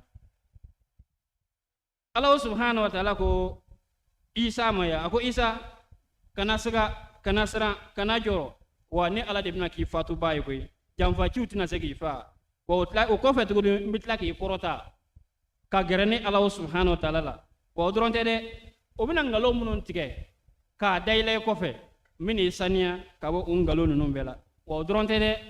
maa minnu bɛna limaniya Isa la n bɛ olu de bila minnu banna in na sanfɛ ila yawmal qiyamah minnu sɔnna Isa la minnu limaniyana Isa la minnu kafiriyara i ma minnu limaniyala la n b'olu bila minnu kafiriyara i ma o sanfɛ ila yawmal qiyamah walahara don donc ala subhanahu wa ta'ala ni min kelen fɔ Isa ɲɛna wa a ye nin kelen fana fɔ Imam Mahdi ɲɛna ne hakili la o dogolen tɛ aw ahmadiyaw si la an tɛ se o la bere la an tɛ se o la marifa la koyi mais n'a fɔra ko na an ka sigi kuranɛ kɔni kunna an bɛ dalilu kɛ k'o bugɔ hali o gɔngɔn t'i ye donc an b'a ɲini ala subhanahu wa ta'ala fɛ nin walanda ninnu faamuko ɲuman ala ka nɔgɔya an kelen kelen bɛɛ lajɛlen ye ka limaniya Imam Mahdi la wajibi bilenman don a kana maa si musalaka a la mais n'o bɛ fɛ k'a mɛn o da ko ko maa min ma limaniya la yala i bɛ don jahanɛmɛ na ou bien jahanɛmɛ ko o bɛ ala bolo n'an sera yen n'ala kan ka min k'i la k'i ma bɔn sɔn Imam Mahdi la ala yɛrɛ b'o dɔn an b'a fɔ akhiru da'wana anil hamdulillahi rabbil alamin. Gulam Ahmad ki! Gulam Ahmad ki! Nare takbir! Jamaat Islamic Ahmadiyya di Sigaso! Jamaat Islamic Ahmadiyya di Kai! Nare takbir! Jazakumullah, thank you very much, brother Konate, Lamin Konate. Next, we have the works of the Holy Prophet Muhammad sallallahu alaihi wasallam for lasting peace. And the presenter is Zakaria Kulibali.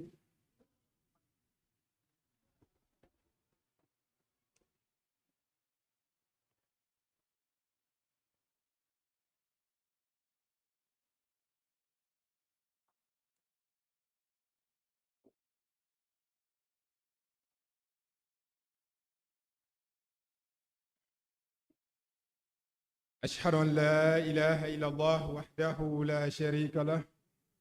وأشهد أن محمدا عبده ورسوله أما بعد فأعوذ بالله من الشيطان الرجيم بسم الله الرحمن الرحيم الحمد لله رب العالمين الرحمن الرحيم مالك يوم الدين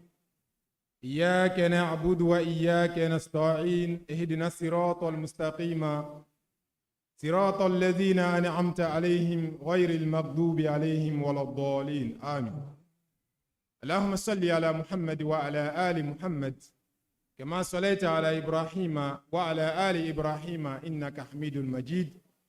اللهم بارك على محمد وعلى آل محمد كما باركت على إبراهيم وعلى آل إبراهيم إنك حميد مجيد. رب اشرح لي صدري ويسر لي أمري واحلل عقدة من لساني يفقه قولي. الحمد لله أمان الشريعة كرا ni Allah subhanahu wa ta'ala ka kelebantiya ye ala min sɔnna an ka fara ɲɔgɔn kan yan nɔ bi an bɛ seereya kɔrɔkɔrɔ n'o ala in ka kelebantiya ye wa an b'a ɲini o ala kelen fɛ bi ɲɔgɔnna caman bɛ o ala in bolo a k'an fara ɲɔgɔn kan o la. O kɔfɛ an bɛ seereya k'a fɔ alakira Muhammad sallallahu alaihi wa sallam o ye ala subhanahu wa ta'ala kɛ jɔn ye a ka ciden don. Alakira Muhammad min a ye Alahu subhanahu wa ta'ala ka jɔnya dafalen sɔrɔ. Tiɲɛ don an bɛɛ lajɛlen ye Alahu subhanahu wa ta'ala ka jɔnw ye koyi. Nka min sɔnna k'i yɛrɛ di Alahu subhanahu wa ta'ala kɛ sagoya mɔ, ala ka ɲinifɛn mɔ, an bɛ seereya k'a fɔ alakira Muhammad sallallahu alaihi wa sallam ale ɲɔgɔnna tɛ o la. O de kosɔn an bɛ seereya n'a ka cidenya ye. An bɛ tanga ɲini Alahu subhanahu wa ta'ala fɛ ka bɔ sitana dangani in tɔɔrɔ mɔ. Sitana min ka cɛsiri don waati bɛɛ lajɛlen la adamaden i ka hɛrɛ sira bi sɔrɔ ni sira minnu ye ka don i n'o cɛ. Waati o waati e yɛrɛ hakili b'a la k'a fɔ ko alhamdulillah k'a ɲɛna o ye sitana sago sɔrɔ waati de ye e la. Wala adamaden tant que i mɛ sa ka bɔ ɲɛnamaya in kɔnɔna na i kan ka Alahu subhanahu wa ta'ala deli k'i dama kasi Alahu subhanahu wa ta'ala la a ka don i ni sitana kɔfɔlen ni ɲɔgɔn cɛ. Ya Rabbi an ma ala ka don an ni sitana ni ɲɔgɔn cɛ. An ma sinsin Alahu subhanahu wa ta'ala tɔgɔ barikama ye ala min ye bɛɛ jɛ nɛɛmɛ tigi ye. Min sɔnna o min ma sɔn o min ko ala yɛrɛ bɛ min ko ala yɛrɛ tɛ yen. Alahu subhanahu wa ta'ala ka foroba nɛɛmɛ a ye bɛɛ lajɛlen damakɛɲɛ a la a y'a di bɛɛ lajɛlen mɔ. O la an bɛ an sinsin Alahu subhanahu wa ta'ala ko o tɔgɔ barikama ye ka tila k'an sinsin n'a ka tɔgɔ wɛrɛ ye n'o ye a kɛ nɛɛmɛ kɛrɛnkɛrɛnlen tɔgɔ ye n'o ye rahimiyatu tɔgɔ ye. O nɛɛmɛ kɛrɛnkɛrɛnlen in ala y'o kɛrɛnkɛrɛn jɔnniw ɲɛ maa minnu sɔnna ale ye Alahu subhanahu wa ta'ala la ka tugu a ka cidenw kɔ. Kɛrɛnkɛrɛnlen ɲɛna alakira Muhammad sallallahu alaihi wa sallam. Sabu alakira Muhammad sallallahu alaihi wa sallam n'an y'a lajɛ ciden tɔw bɛɛ lajɛlen ka cidenya dɔɔni bi sɔrɔ alakira Muhammad sallallahu alaihi wa sallam ta kɔnɔna na. O la an b'a ɲini Alahu subhanahu wa ta'ala fɛ o nɛɛmɛ kɛrɛnkɛrɛnlen ala k'o di ne n'aw kelen-kelenna bɛɛ lajɛlen mɔ ni ɲɛnamaya in kɔnɔ yan ani ɲɛnamaya min mina na. Mɔgɔ caman b'a dɔn tigitigi k'a fɔ ko nɛɛmɛ kɛrɛnkɛrɛnlen ye alijinɛ ko ye lahara. K'a fɔ ko nɛɛmɛ kɛrɛnkɛrɛnlen dɔ bi sɔrɔ ni ɲɛnamaya in kɔnɔ yan nɔ.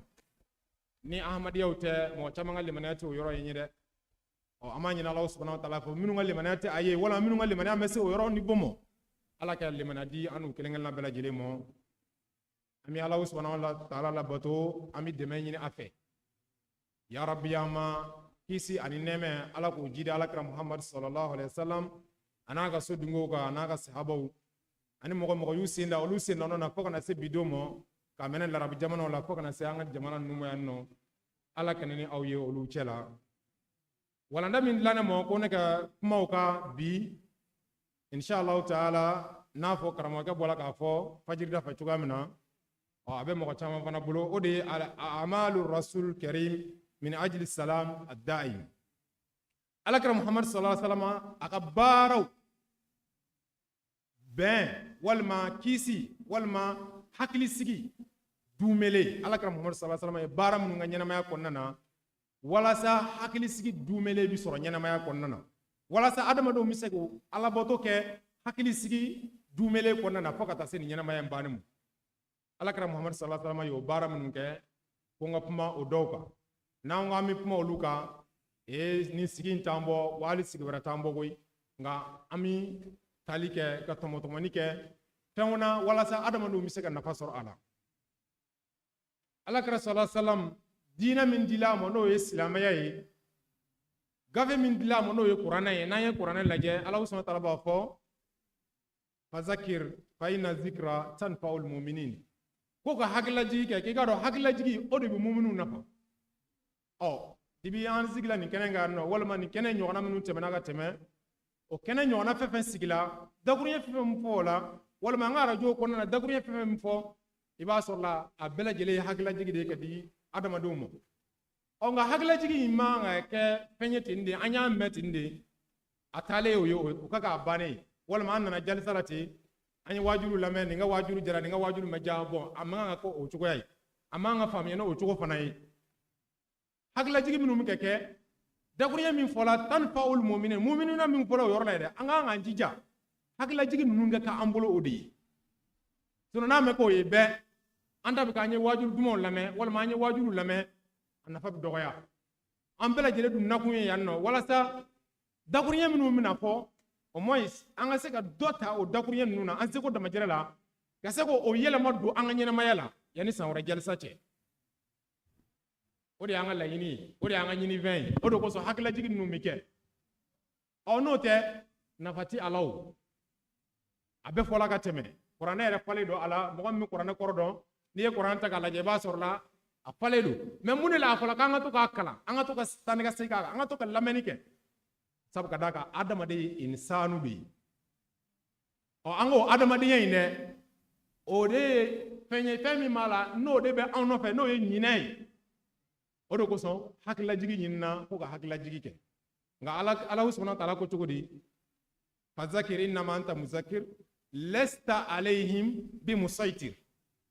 hakla jigi hakla jigi bade e ga jagoya fangati uka ni mi meso ka fakibo jagoya do o do ni do ngada fe wala ma ido ngada fe jagoya la wala ma ko so ala ta mo jagoya la ko ti mode wala ma nyina Allah subhanahu wa ta'ala fe ami bok amina boka dakuri yeminu fo afamele ko nyuma ala ka no yani lamani ka ba kelengel na bela jili o na yalla je qur'an ko na suratu anbiya saba fala ko ala kira muhammad sallallahu alaihi wasallam aga bara minu me nay no bi hakli sigi no ye salamu ye walma amnu ye no bo o dume na me dume o kaka tase anga nyana ma banimu kanga puma odeka o nandala qur'an ko na ala subhanahu wa ta'ala munu fo ala kira sallallahu alaihi wasallam yara de mo folo ako wama arsalnaka illa rahmatan lil alamin ame e ci fo e koso kona kala hinay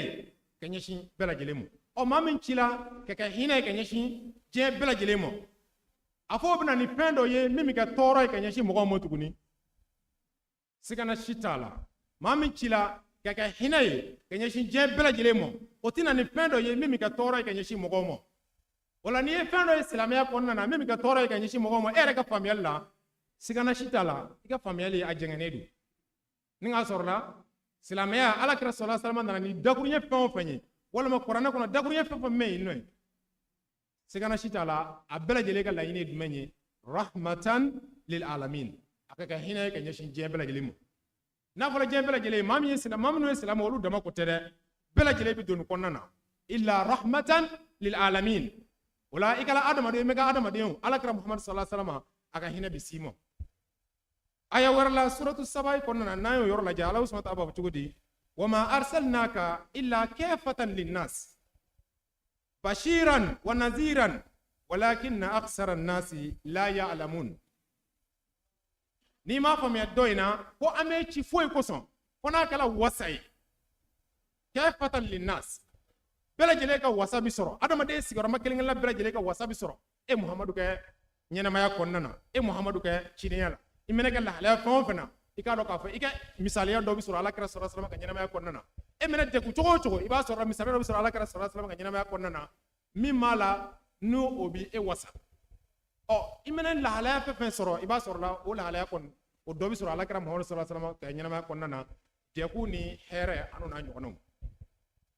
wala e bi shiga yete ne chere la e ma nga sira e ma nga hami e jigila ma nga tika tukuni wala no fami yala ala kira sallallahu alaihi wasallam nana ni dina miye na ya laje adonda walma dina yere abar adamade yere bara yere donda na nyu laje muna ni bi do yoro la ina folibla na fa qur'ana ya nyina fa chugamna wa ala kira sallallahu alaihi wasallam qur'ana de jigina ala kira sallallahu alaihi wasallam ka qur'ana ya nyina fe wona mi do sokono so mi mala ni antate kwanga jenyi ni ko foli bla amoko o dagure warla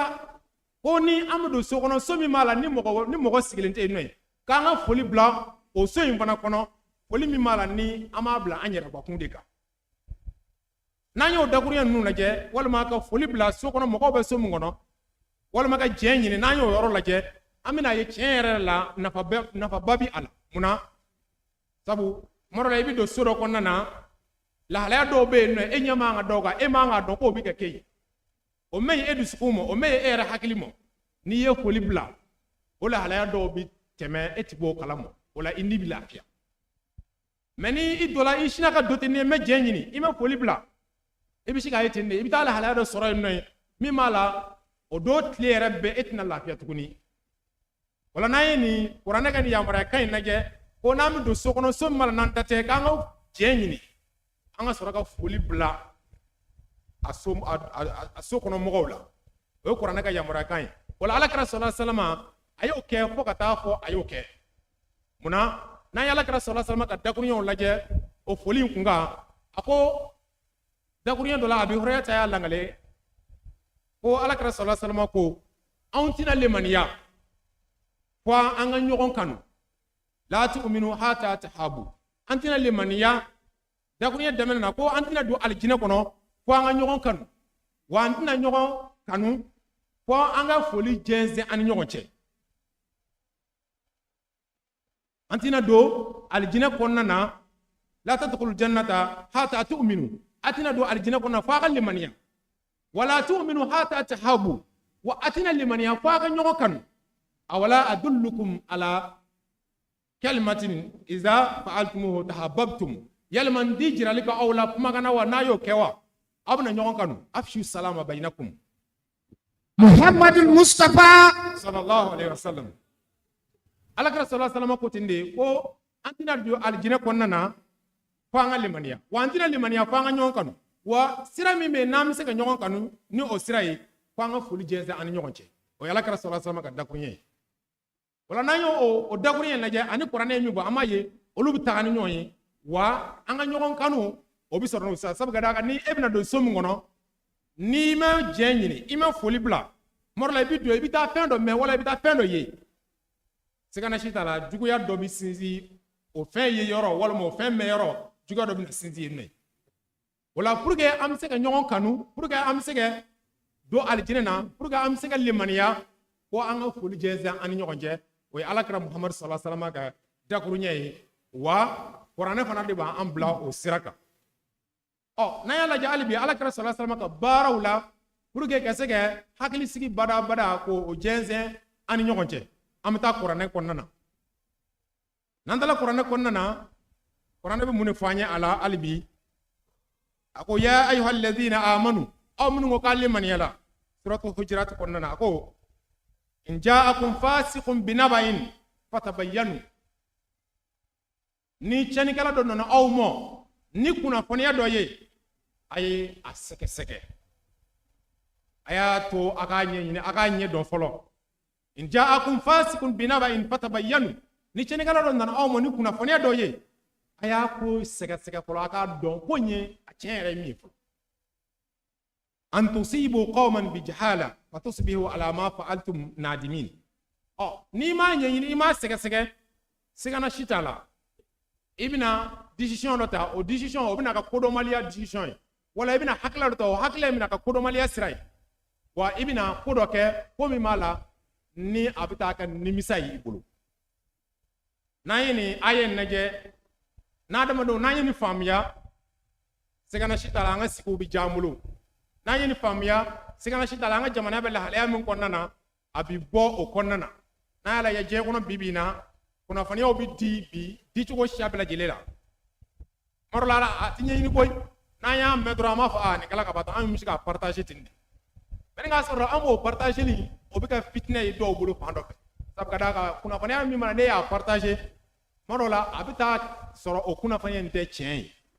odo ko so ako injaakum fasikum binabain kuna fani yin diba abete fasiki de ko de ka fambia mela yini yemiye kuna fanya pina ndi kuna fanya ko na chugo la kika seke to biseka kuna fanya dimo utafasiki akala yini tafasiki ere onga ni bitu ka seka like mi ya fasiki o mi nda fasiki o ibi bo farati konna na farati mala ni nimisa bina soro ni wi o do ko so anga hagli to o yoro la kusbe ni kuna fanya nana amen na to na to la anga njija anga sege sege ka nya do folo ka don ni kuna fanya esigi ni jeme wala ma jende la nanyo o jenzen ola abika ambulu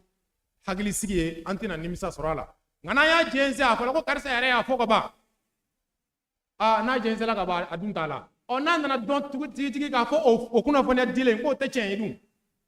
abo alman bayre ni boko alman bayre na chen la amenye de bo ola anga hagli to o yoro na o ye qur'ana ka blasiral kanye obi anga wala na amako bisi o yoro mo kusube aya werla allah subhanahu wa ta'ala ba fo wa in ta'ifatani min almu'minina iqtatalu fa aslihu bainahuma ko ni jakulu fula no lu ye kele ka kan anga glali ko unu nyogonche anga foka be ko unu nyogonche anga njija anga glali ko unu nyonje anga foka be ko unu nyonje anga na fo ni nyonga mo ko ba ni nyonga jamu wala ma ni nyonga ni shianyi ka fo anga shika tuko ko tena hakilaka wala ma ka fo ko ni karsa be kella ka ba anga fara karsa ko ni ngakon ka demenike anga la halaka ne ko ke tuko fiyaw na do ya amu fo qur'ana ka wala ndako wa amu fo alakra muhammad sallallahu alaihi wasallam akabla sirre ko ni jakulu fula nu ye kele ko ninge na ya me ka fu be kele la fa aslihu bainahuma anga keta kan ka dume en tanga mu'min anga glali ka unu nyonje anga foka be nyinu unu nyonje o foka be bela jele ko fa in bagat idahuma ala al-ukhra faqatilu allati tabqi hatta tafiya ila amri allah nga foka be ni be nyinu bela jele ko fa ni kele meson ale retate chen wo nga foka be ko ngala ngale meson ko min bana kan o tigilama ango tigilama kele yelma min gabi wa yelma esiga min gabi na min gabi ame problem min konna na antina yara soro ni konna na ya soro la min gabi ame problem min konna na jembel hala min konna na jentina yara soro ko la konna na de wala dakune kala maye alakra muhammad sallallahu alaihi wasallam na wala namiye o bula la jenfa amena o bula la jenfa amena sono na ya soro be jembolo alakra muhammad sallallahu alaihi wasallam ko ni imam mahdi na ko ya dawla harb babi kele abo obe wala ma bi kele bla kele mina won mi bla kele tina ka tukuni o dakurien tumana mina imam mahdi o wali al tamene akala mo ko juguye ko we ngalon ce ka dala ko abi ka kafiru deme men nga sorla alakra sallallahu alaihi wasallam ba ngani wati la halaya don ka teme on minu mebi parce que abaro ka fo nanwa ma ka kele ye fasa nan jugu chela antina sula koy pour ga mi se ga to daha konna pour ga nga bara mi se ga nye no islam dine malakra sallallahu alaihi wasallam nayi wati bi kala be ne ibi wati ibi kala li keno kala ga minay alakra muhammad sallallahu alaihi wasallam ga wati la kala mi be ni kala ga minaw nye wati mina o wati ke beno kala wati no ye bamuru ni na nyono anga wati na bibina ni gibi kala keno ye abina ka bara ikoy bamurut na sega kala kan wati na kala miet na sega kala kan wati na kala kan na kura woro de bebi wala allah subhanahu wa ta'ala ba don ka fo ni jengo ka bina kala islamo ko bina kala kan o la halaya nye ala kala sallallahu alaihi wasallam ba don ko ni islamo ko bina kala kan o la halaya ka ti ta wolo nyumana o do ko sa ala kala sallallahu alaihi wasallam ko ni imam mahdi na ka bina kana kala bla nare takbir muhammadul mustafa nare takbir odo ko so amaye ka fa alakra muhammad sallallahu alaihi wasallam nabi nyumam do ake bara nam dagure ke lama fo go kisi dorone ba ko nana sabu allah subhanahu wa ta'ala ko te ami ci fo ko so kona kala hina ka nyeshi adama dum wala imam hadi nana ola hale o bela jele ko fe dugu gogo ay ba nana kana islamaya de jugu deme islamaya ka ngolu ma famiya olu te lay kuma in koro ma famiya wala ma nyina allah subhanahu wa ta'ala fe albi afamel ko nyuma ala ko onno ya anu bela jele ni nambola ina ala kara muhammad sallallahu alaihi wasallam aka nyena maya na ya laje debi adamene na ala kara sallallahu alaihi wasallam debi ka sallallahu alaihi wasallam ya me baro madamene ala kara sallallahu alaihi wasallam ay muni ke pour que adama no ni nyonje haka obise ga latanga pour que adamadenw ni ɲɔgɔn cɛ hakili sigi ni bɛn bɛ se ka na. Jɛkulu dɔ tun bɛ yen nɔ ko Hilful Fudul. O jɛkulu ka baara ye jumɛn ye? Maa tɔɲɔnninw k'olu ka hakɛw ɲini ka d'u ma. Alakira Muhamadu sallallahu alaihi wasallam a donna o jɛkulu la pour que maa minnu mara n'olu tɔɲɔnna ka se k'olu ka hakɛw d'u ma. O de kosɔn aya laban min mara n'i y'a fɔ wa in ta'ifatan minal mu'minina iqtatalu fa aslihu baynahuma. O la an b'a ye Alakira Muhamadu sallallahu alaihi wasallam a ye nin waleya kɛ de bɛ k'a sɔrɔla a ka cidenya baaraw ma daminɛ. A y'a waleya kɛ de bɛ k'a sɔrɔla a ka cidenya baaraw ma daminɛ. Sabu maa minnu tɔɲɔnna k'olu ka hakɛw ɲini ka d'u ma ni aya in min don o kɔnɔna na. O la maa minnu fɔla ɲɔgɔn kɔ ka fɔ ka bɛn k'olu ɲɔgɔn cɛ wa ni fɔ ka bɛn kɔfɛ ni jɛkulu kelen walima ni mɔgɔ kelen ko k'ale mɛ sɔn k'ale bɛ dansago kɛ ko an ka fara dɔ in kan an ka dɔ in kɛlɛ min banna. O la an b'a ɲini Alahu subahanahu wa taala fɛ Alakira Muhamadu sallallahu alaihi wasallam a ka ɲɛnamaya falen don fɛnw na ni silamɛw y'o faamuya ka baara kɛ ni a ye ni silamɛw tugul'o kɔ sigana si t'a la diɲɛ bɛ lahalaya min kɔnɔna na bi a bɛ bɔ o kɔnɔna na wa hakili sigi bɛ na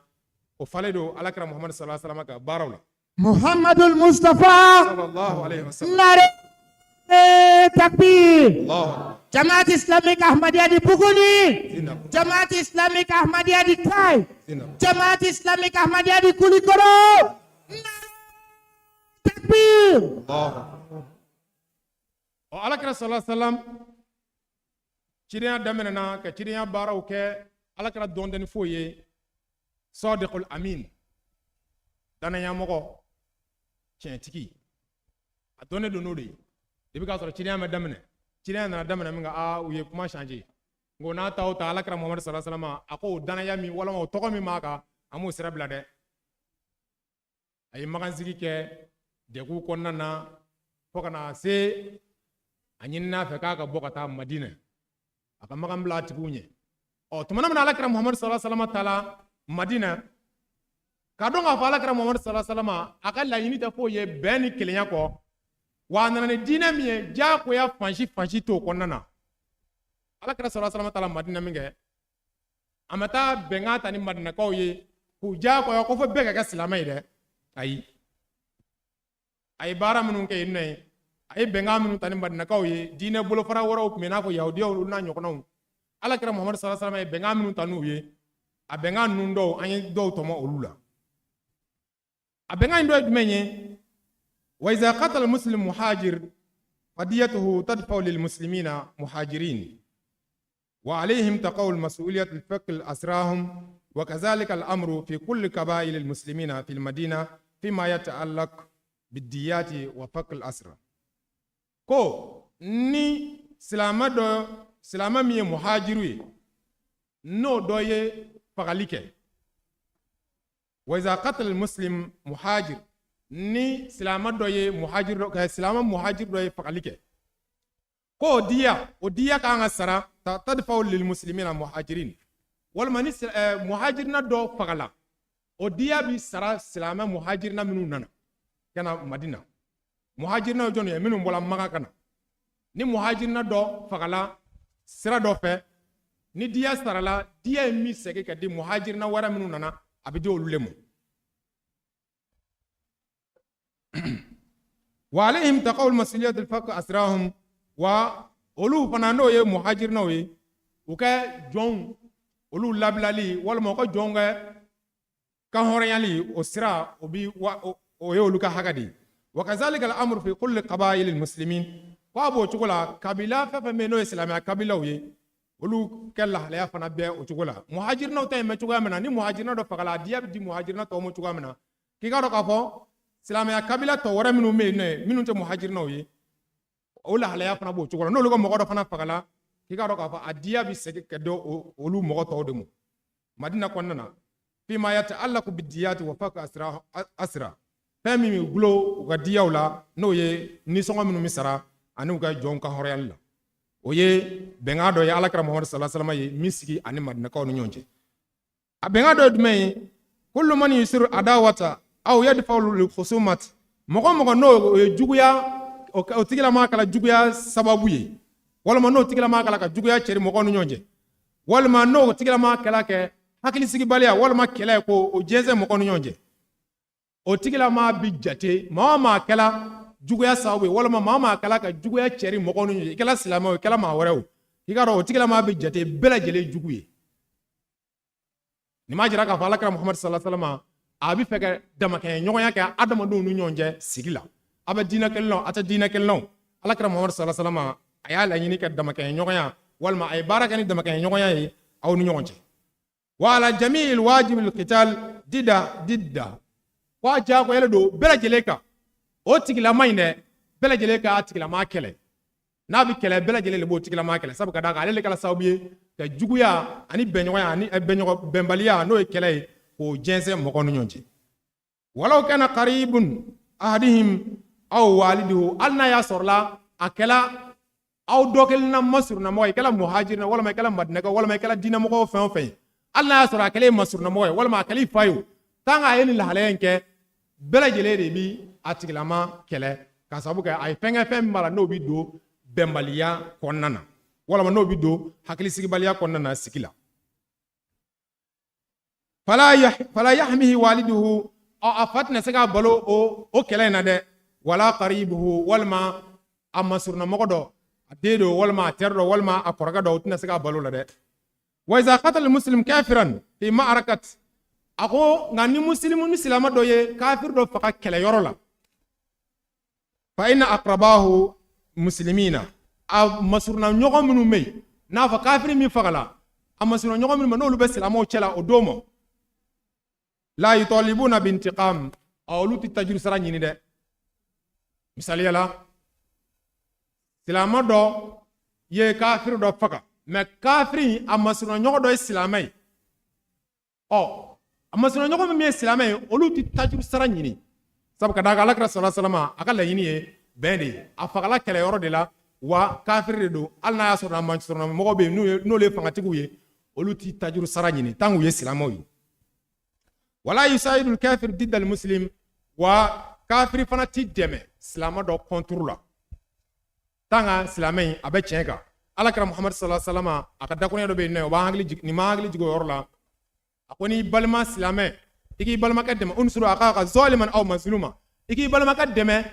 a tɔɲɔnen don walima a bɛ tɔɲɔni na sahabaw ko alakira sallallahu alaihi wasallam an b'a faamuya n'an balimakɛ n'a tɔɲɔnen don an k'a dɛmɛ an b'o faamuya mɛ n'a yɛrɛ bɛ tɔɲɔni na don yalima an b'a dɛmɛ cogo di alakira sallallahu alaihi wasallam ka jaabi kɛla jumɛn ye ko i b'a tɛgɛ minɛ ka bɔ tɔɲɔni in na i b'a sɔn hakili la i b'a a la faamuya k'a jira la k'a fɔ a bɛ minɛ ye o tɛ kɛta ye o kɛla dogo ye sa walima o kɛla kɛnɛ ka ye sa e kɔni k'i jija kɔni i ka dɛmɛ min kan ka ɲɛsin a ma o yɔrɔ la tant que i balima de don a jira la k'a fɔ a bɛ ka min kɛ nin ye nin tɛ kɛta ye a kan ka tɛmɛ nin sira in fɛ a kan ka tɛmɛ nin sira in fɛ o la i y'a tigilama dɛmɛ a tɔɲɔnen don walima a bɛ tɔɲɔni na Muhammadul Mustafa sallallahu alaihi wasallam nare takbir Jamaat Islamic Ahmadiyya di Gami Jamaat Islamic Ahmadiyya di Togo nare takbir wala alibi alakira muhammad sallallahu alaihi wasallam aka bɛnɲɔgɔnya ay bɛnɲɔgɔnya min siri ani bandakaw ni ɲɔgɔn cɛ o dɔ ye jumɛn ye a ko wal yahud dakhilina fi hadhihi al misaq hakun mauna min al muslimin a ko yahudiya minnu dolen don nin misaqun kɔnɔ n'o ye nin layiru ka ye nin bɛnkan ye anw ni ɲɔgɔn cɛ u ka haka dɔ bɛ yen dɛ k'a fɔ u tɛ silamɛw ye k'u ka haka foyi tɛ a kɔnɔna na ayi alakira ko ayi yahudiya minnu bɛ yen nɔ n'olu bɛ nin bɛnkan in kɔnɔna na hali ni yahudiyaw de don hali n'u tɛ silamɛw ye k'i ka dɔn k'a fɔ haka dɔ b'u bolo wala yaqabad su'ubat wala yu'anu aduwuhum diddahum wa gɛlɛya tɛ ta ka ɲɛsin u ma k'a fɔ k'u tɛ silamɛw ye wa u juguw fana tɛ dɛmɛ u kan tant que kɔni o jugu ninnu fana tɛ silamɛw ye wa hali n'a y'a sɔrɔ o jugu ninnu ye silamɛw ye dɛmɛɲɔgɔnya sira min kan ka ta alakira muhammadu sallallahu alaihi wasallam y'o sira fɔ an bɔra k'o ɲɛfɔ sisan n'o ye ka u lafaamuya pour que u bɛ lahalaya min kɔnɔ u bɛ se ka bɔ o kɔnɔna na hali sisan o bɛnkan ninnu kɔnɔna ko waiza uziya muslimun ni ko ni silama dɔ tɔɲɔna alakira sallallahu alaihi wasallam ko ten de wa zulima a tɔɔrɔla a tɔɲɔna bila sababin k'a sɔrɔ sababuya foyi t'a la an dɔ dɔ koyi nka n'a tɔɲɔna n'a tɔɔrɔla k'a sɔrɔ sababuya foyi t'a la famin haqqil muslimina alqital didal man i'tada silamaw ka hakɛ ye jumɛn ye olu ka kɛlɛ kɛ mɔgɔ contre la min ye dan sago silamɛ in kan ni kɛlɛ fɔla tuma dɔ la mɔgɔw caman b'a faamuya k'a fɔ fagali tɛ bɔgɔli fana tɛ a bɛɛ fana ye alika la famille ke ka foka be ko ñon jow fana kala do de yu wala ma ñina Allah subhanahu wa ta'ala fe alaka o famille ko ñuma no wala hajama adul madina ako ngani alna ya sorla jugu ye madina ataki fa inal yahudu sayuqatiluna ila janib almuslimin yahudiyaw bi keleke islamo kerefe ubi islamo deme kelela sabga daka udula benga konnan ويتحملون معهم نفقات الحرب ni kele ni nafa do sorala ubi o nafa inta unu nyonche bo nafa inkla unu nyonche o ba jara naga fala kara Muhammad sallallahu alaihi wasallam toujours ake nyena maya afale do hinena afale do wasala kenye chi bela jere mo islam wala ma taslam ali sisa benga nun konana wal qaba'il yahudiyya متحالفة مع القبائل الأخرى في المدينة لهم نفس حقوق للمسلمين أو قبيلة يهودية منو مين نولو بفانروفة غا أولو غلولة دوني مدينة يهودية ko madina yahudiyo be hakami soro o kabila nunu na fo benyo yani kele yabu nyonje o kabila nunu fana bo o nafa kele fana soro o kabila nunu fana bo o deme kele fana soro tangu ni madina yahudiyo unolu be benyo yani kele nyala wala amanya Allah subhanahu wa ta'ala fe albi afamel ko nyuma alaka famya alaka no angel ngala bela jeli wal yahud ako abe yahudiyo dinuhum ahrar yahudiyo ko dinayu bolo uye liberle do uye horan ko dinake benga ngonna alaka rasulullah sallallahu alaihi wasallam ko yahudiyo liberle do ko dinake uye horan ko dinake la walil muslimina dinuhum ahrar wa islamu fana ko dinana liberle do fana tango madina ko na fana ko dina fana ke وما يتمتع به اليهود من الحقوق فهي لاتباعهم ni yahudiyo nu ye damu tasoro nu ye feminu soro na fama fauna akado kafo o yahudiya warawta yahudiya min mala no lu ni yahudiya madina yahudiya nu be kilinyana wabo chugola islamo fana nye o togele fana do bengan nu ko na albi muwatinul madina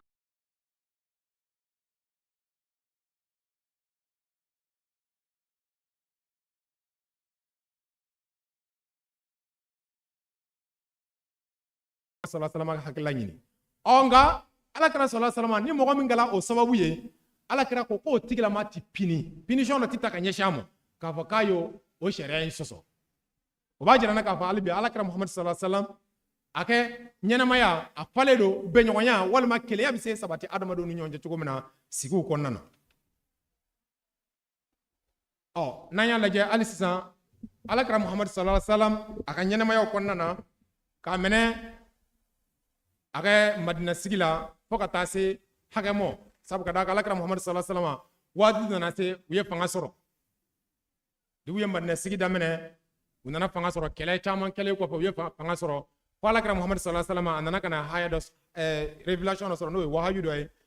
wahayu ko chuko di suratu fatih ko nana laqad sadaqa Allahu rasulahu ru'ya bil haqqi la tadkhuluna al masjid al haram in sha Allah aminina muhallikina ru'usakum wa mukhassirin la takhafun فعلم ما لم تعلموا فجعل من دون ذلك فتحا قريبا او نايو ايه نجي او ايه جينا لكرم محمد صلى الله عليه وسلم كامغي او ايه لا يني دمني ولا كرم محمد صلى الله عليه وسلم ناغا صحابو كوبنا دو مغا وحاغلي سيغلي كتا توافوكي تمنا من لكرم محمد صلى الله عليه وسلم ايه ايه سورو ايه لا يني كي ايه يني صحابو في كوكا لا بنك علي كنا فنيا سورو كبا دال ماما في نوي kafo ugiana ko boyoro mina sisa ngono bisega sigata tawafu ga madina alkabala nafo ye moko woro ka hakay mamun mala alno lute magangawi ko boyoro woro la kana tawafu ke alkabala o alakra Muhammad sallallahu alaihi wasallam tumana na yo fa sabo nyana wiye la nyini ke vola sisa kunyashi magamo uyuga labonke o tumana nu nana se alakra Muhammad sallallahu alaihi wasallam ka jira maganga wala ka fo alibi nete bengani kalaye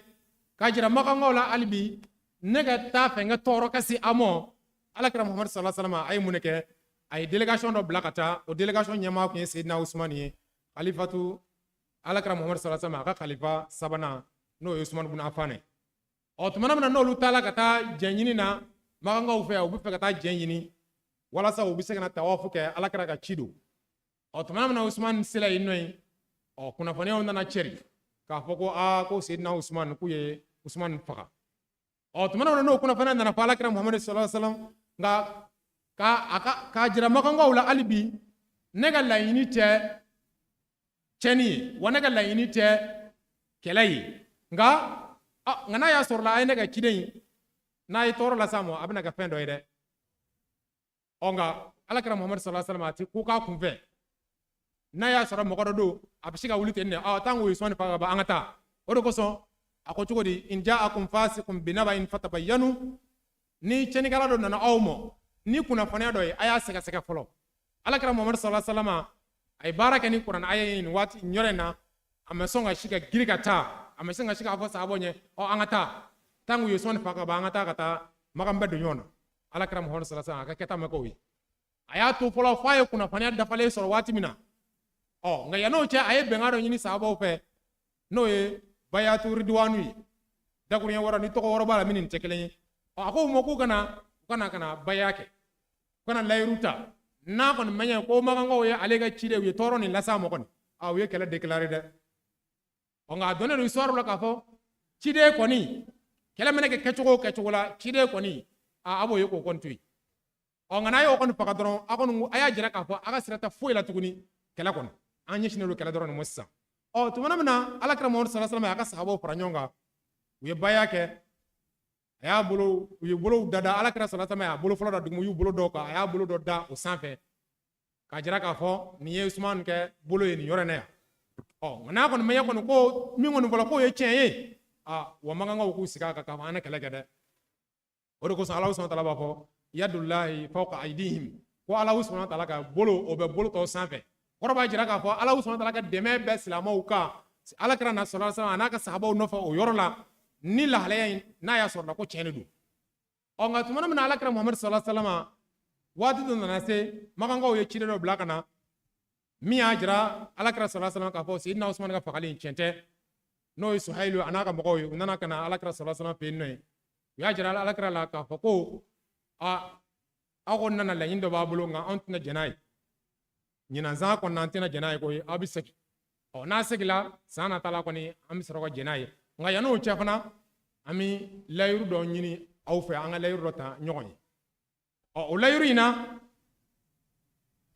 layiru in sɛbɛnyɔrɔ la kuma caman caman fɔla sabu munna tumana min na alakira sallallahu alaihi wasallam a bɛ fɛ ka sɛbɛnni kɛ a ko bisimilahi rahmani rahim k'u ka o sɛbɛn makankaw ka ciden min nanen don ale ko ayi bisimilahi rahmani rahim o tɛ se ka sɛbɛn sabu ka d'a kan n'o y'a dɔn k'a fɔ an kɔni dalen don ala k'a fɔ ala bɛ yen mɛ n'o y'a dɔn k'a fɔ ko hinɛ masa don wa hinɛ labɔlen tigi don ani hinɛ kɛrɛnkɛrɛnlen tigi don n'o y'o dɔn munna anw ma aw kɛlɛ makankaw ko ayi a y'o yɔrɔnin bɔ a la rahmani rahim a y'o bɔ a la a bɛ se ka sɛbɛn bisimilahi o de kosɔn alakira sallallahu alaihi wasallam ko a y'a sɛbɛn bisimika lahuma a y'a sɛbɛn ni e tɔgɔ ye an tigi ala haza ma salaha alayhi muhammad bin abdullahi nin ye fɛn ye muhammadu min ye abdullahi den ye o bɛnna min kan walima o jɛnna ni min ye o yɔrɔ fana na alakira sallallahu alaihi wasallam ko k'a sɛbɛn ko muhammad rasulullahi maa ko ayi ka rasulullahi o yɔrɔ ka bɔ a la n'anw y'a dɔn k'a fɔ ko k'e ye ala ka ciden ye an b'i kɛlɛ mun na a y'a sɛbɛn muhammad bin abdullahi o de kosɔn alakira sallallahu alaihi wasallam a y'a fɔ a ka sahabaw ɲɛna k'u ka o yɔrɔ sɛbɛnnikɛla ɲɛna k'a ka sɛbɛn n'o ye muhammad bin abdullahi a k'o sɛbɛn Muhammadul Mustafa Muhammadul Mustafa nare takbir maa o kuma ni sɛbɛnni bɛ ka kɛ ni makankaw ka ciden n'a ye yɔrɔ dɔ fɔ ko an bɛ jɛn ni nin yɔrɔ in ye alakira sallallahu alaihi wasallam b'a fɔ u ɲɛna ko u k'o yɔrɔ bɔ a la alakira b'o kɛ ka da kun jumɛn de kan o ciden min nanen filɛ nin ye alakira muhamadu sallallahu alaihi wasallam n'a ka sahabaw olu bɛ se ka alakira kɛɲɛ wa u tɛ se ka kɛɲɛ o wa a bɛ se k'a fɔ ne tɛ sɔn i ka fɔlen ma a bɛ sɛbɛn ka kɛcogo in de la mais tellement que a ka laɲini ye fo ka bɛn ani kelenya ani daha o ka kɛ ɲɛnamaya kɔnɔna na fo ka taa se waati min ma alakira sallallahu alaihi wasallam a jɛnna ni cɛ ka fɔlen ninnu a ye i banamini yɔrɔ minnu ɲɛ alakira sallallahu alaihi wasallam ko k'o yɔrɔ bɔ a la tumana min na n'u y'a sɛbɛn ko muhammad bin abdullahi wa suhail bin amr o sɛbɛnnen kɔfɛ bɛnkan kun ye jumɛn ye bɛnkan kumakan fɔlɔ kun ye jumɛn ye k'u bɛ kɛlɛ bɛ bila kɛlɛ tɛna kɛ u ni ɲɔgɔn cɛ fo ka taa se san 10 ma parce que mankanw b'a dɔn sisan k'a fɔ fɛn min bɛ sen na kɛlɛ kɔni tɛna k'an ni ɲɔgɔn cɛ fiyewu fo ka taa se san 10 ma o ka sɛbɛn o yɔrɔ sɛbɛn la wa o san 10 kɔnɔna na bɛɛ lajɛlen bɛ to hakilisigi kɔnɔna na wa bɛɛ lajɛlen ka tɔɔrɔ bɛ bali ka bɔ bɛɛ lajɛlen ma wa a sabatilen don u ka sɛbɛnfɛn ninnu kɔnɔna na a ko hali bi bɛnkan hakilisigi in kɔfɛ hakilisigi in kɔnɔna na u ko annahu man ata rasul sallallahu alaihi wasallam ko ni mɔgɔ min nana alakira sallallahu alaihi wasallam mɔ ni mɔgɔ min nana alakira sallallahu alaihi wasallam yɔrɔ la wa min ashabihi kamina alakira sallallahu alaihi wasallam ka jɛɲɔgɔn na bi ghayri izni waliyihi misali la magan dɔ bɔla magan kana alakira muhammad sallallahu alaihi wasallam n'a ka sahabaw yɔrɔ la kana k'a bɛna fara u kan walima a bɛna kana fɛn dɔ kɛ n'a mɛ kɛ ni o magan in kɛ a tigi kɛ jɛn ye misali la jɔn dɔ nana walima dɔ nana k'a sɔrɔ n'a mɛ kɛ ni a somɔgɔw ka jɛn ye magankaw ko k'o tigilama o ka segin ka taa alakira sallallahu alaihi wasallam a k'o tigilama lasegin ka taa ni mɔgɔ min nana a ka waliyu n'o y'a ka makɛ ye walima a somɔgɔ ye walima a facɛ n'o mɛ jɛni a ka nani ye ko alakira muhammad sallallahu alaihi wasallam a k'o tigilama lasegin ka taa wa man ata quraishan mimman ma'a rasul sallallahu alaihi wasallam lam yarduhu alayhi a y'a lajɛ magan ka cɛ ka kuma kala jumɛn ye fana ko ni mɔgɔ min nana anw yɔrɔ la n'o ye anw kɔrɔsiw yɔrɔ ye ka bɔ alakira sallallahu alaihi wasallam n'a ka sahabaw yɔrɔ la ka na anw yɔrɔ la o tɛ segin ka taa a yɔrɔ la tuguni dɛ an t'o lasegin dɛ an bɛ bɛn o kɔni kan n'anw ka mɔgɔ min nana a yɔrɔ la k'a sɔrɔ ni anw mɛ jɛn ni a ye a b'o lasegin ka na nka n'a ka mɔgɔ min nana n ko ne taa tɛ yen na bilen n'o nana anw yɔrɔ la a tɛ t'o nɔfɛ tuguni dɛ n'an ye nin yɔrɔ in lajɛ nin yɔrɔ in m'an sɔn hakili belebeleba la alakira muhammad sallallahu alaihi wasallam an bɛ ban mɔ o b'a jira an na k'a fɔ maa minnu bɛ yen nɔ n'olu ka haminako ye n'olu ka hakilila n'olu ka faamuyali ye ko ni mɔgɔ min murutila ka bɔ silamɛya la k'o tigilama kan ka faga o tigilamaw bɛna mun de fɔ nin yɔrɔ in na o la alakira muhammad sallallahu alaihi wasallam an bɛ ban o kɔ fɔli ma ko a y'a segin ni maa min taara aw yɔrɔ la ka bɔ anw yɔrɔ la ka taa aw yɔrɔ la a kana tigilama lasegin baasi t'a la wa inna baynana ajbatun makfufa wa inna lahu la islala wala iglala ko i ka dɔn k'a fɔ bɛnkan an ka nin bɛnkan in kɛlɛ t'a kɔnɔna na dasago foyi t'a kɔnɔna na wa qala wa kana fi shartihim u ka sharti ninnu n'o y'u ka bɛnkan ninnu kɔnɔna ye u ye minnu sɛbɛn o de ye ko ni mɔgɔ min y'a laɲini an yadkhula fi aqdi muhammad wa ahdihi dakhala fihi ko ni mɔgɔ min y'a laɲini ka don muhammadu ka jɛkulu la walima ka don muhammadu ka diinɛ na k'o tigilama bɛ se ka don n bɛ bɛnkan ninnu kɔnɔna na mɛ magankaw u ye min fɔ a ye o t'o ye ni mɔgɔ min nana k'a sɔrɔla anw ka diɲɛ tɛ a b'a tigi lasegin ka na n'a ye wa man ahabba an yadkhula fi aqdi quraish nka ni mɔgɔ min y'a laɲini ka don quraishiw fana ka tugu quraishiw fana kɔ an'u ka layirukan na walima quraishiw ka taasira la dakhala fihi k'o tigilama o bɛ don o la o ye quraishiw jumɛn ko don magankaw jɔn nɔgɔ don minnu bɛ sɔn silamɛya la Nare takbir Muhammad Mustafa Ghulam Ahmad ki nare takbir o kuma teliya bolo ma ko mun nana ni papier dɔ ye o de ye ni mɔgɔ min kɔni ka laɲini ye k'i bɛ taa kɔrɔsiw fɛ e bɛ se ka taa i bɛ se ka don kɔrɔsi ko diinɛ ni mɔgɔ min k'i bɛna n'i ka laɲini ye ka na muhammadu sallallahu alaihi wasallam alakira sallallahu alaihi wasallam ka taabolo la i bɛ se ka na o la u ma bali kɛ o la kuma laban na nka ni bɛnkan ninnu kɔnɔna na alakira muhammadu sallallahu alaihi wasallam a ka sahabaw u degula ni kuma ninnu ye kosɛbɛ kosɛbɛ munna alakira sallallahu alaihi wasallam jɛnna n'u ye k'a fɔ ni mɔgɔ min ko k'a bɛ taa ni mɔgɔ min nana ale fɛ yen nɔ k'a sɔrɔ la o tigilama o ka mɔgɔw ka jɛn tɛ k'o ka lasegin walima n'olu ka mɔgɔ min ko k'a bi n'o ka mɔgɔ min taala u fɛ yen nɔ u ti lasegin ka na munna alakira sallallahu alaihi wasallam jɛnna n'o ye Seydina Umaru yɛrɛ kuma na alakira sallallahu alaihi wasallam ko ayi baasi tɛ nin na koyi a ka dɔn k'a fɔ ni mɔgɔ min ko k'a bɛ taa ninnu fɛ yen nɔ ye kuma dɔw la i b'a sɔrɔ la o tɛ limaniya jɔn yɛrɛ ye o bɛ se ka to o ka taa o kuma dɔw la fana o tigilama bɛ taa o bɛ kɛ hɛrɛ yɛrɛ ye silamɛw ma o de kosɔn alakira sallallahu alaihi wasallam a ma bali sabu n'a ta la a ye walanda min sɔrɔ alakira sallallahu alaihi wasallam ka yɔrɔ la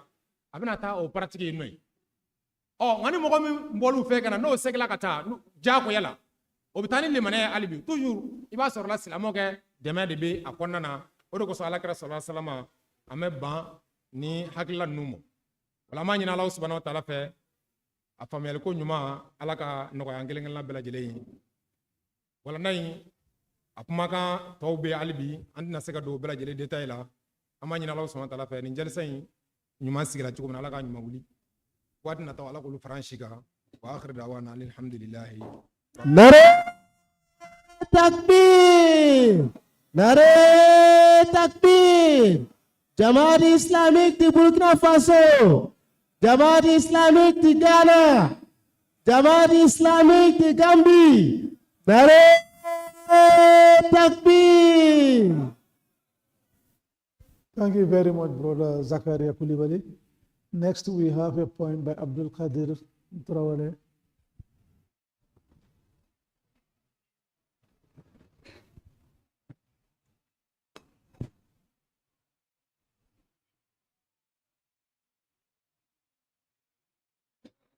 Assalamualaikum warahmatullah.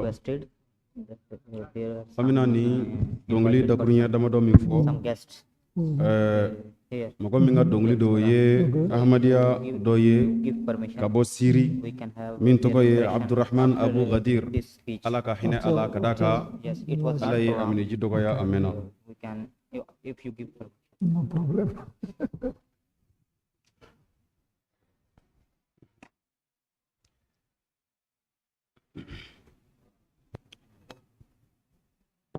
فيا رباه سلم آل طه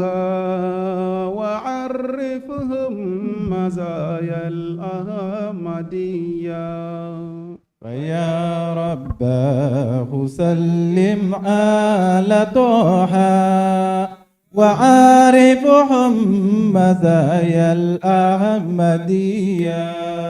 فيا رباه سلم آل طه وعرفهم مزايا الأحمدية فيا رباه سلم آل طه وعارفهم مزايا الأحمدية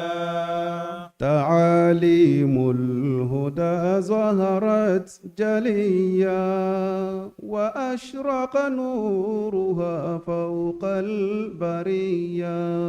فيا رباه سلم آل طه وعارفهم مزايا الأحمدية وشمس في سماء العز لاحت مباركة أشعتها قوية فيا رباه سلم آل طه وعارفهم مزايا الأحمدية وشمس الكون تافل كل يوم وأما تلك فهي السرمدية فيا رباه سلم آل طه وعارفهم مزايا الأحمدية وما أدراك ما هي يا صديقي وهل هي غير شمس الأحمدية فيا رباه سلم آل طه وعارفهم مزايا الأحمدية لقد فرحت بمشرقها نفوس مطهرة مبرأة نقية فيا رباه سلم آل طه وعارفهم مزايا الأحمدية نعرة تكبير نعرة تكبير نفوس لا تغار لغير حق على ما عاهدت ربي وفيا. فيا رباه سلم آل طه وآرفهم مزايا الأحمدية. تعالى الله ما للخلق أضحى غريبا في الديار اليعربية. فيا رباه سلم آل طه وآرفهم مزايا الأحمدية. وهم في سالف الأيام كانوا وهم سادوا على كل البرية. فيا رباه سلم آل طه وآرفهم مزايا الأحمدية. وهم في سالف الأيام كانوا وهم سادوا على كل البرية. فيا رباه سلم آل طه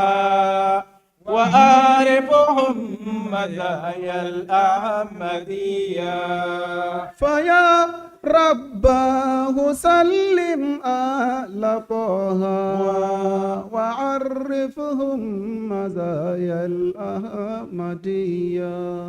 فيا رباه سلم آل طه وآرفهم مزايا الأحمدية. تكبير أحمدية أحمدية غلام أحمد کی غلام أحمد کی نعرہ تکبیر. رأت عيناي ما أدمى فؤادي وذكرني موادينا السنية. ويا رباه سلم آل طه وآرفهم مزايا الأحمدية. وما كنا وما كانت عليه مناقبنا المباركة العليا. فيا رباه سلم آل طه وآرفهم مزايا الأحمدية. فأمسينا ولا شيء وضاعت ممالكنا القريبة والقصية.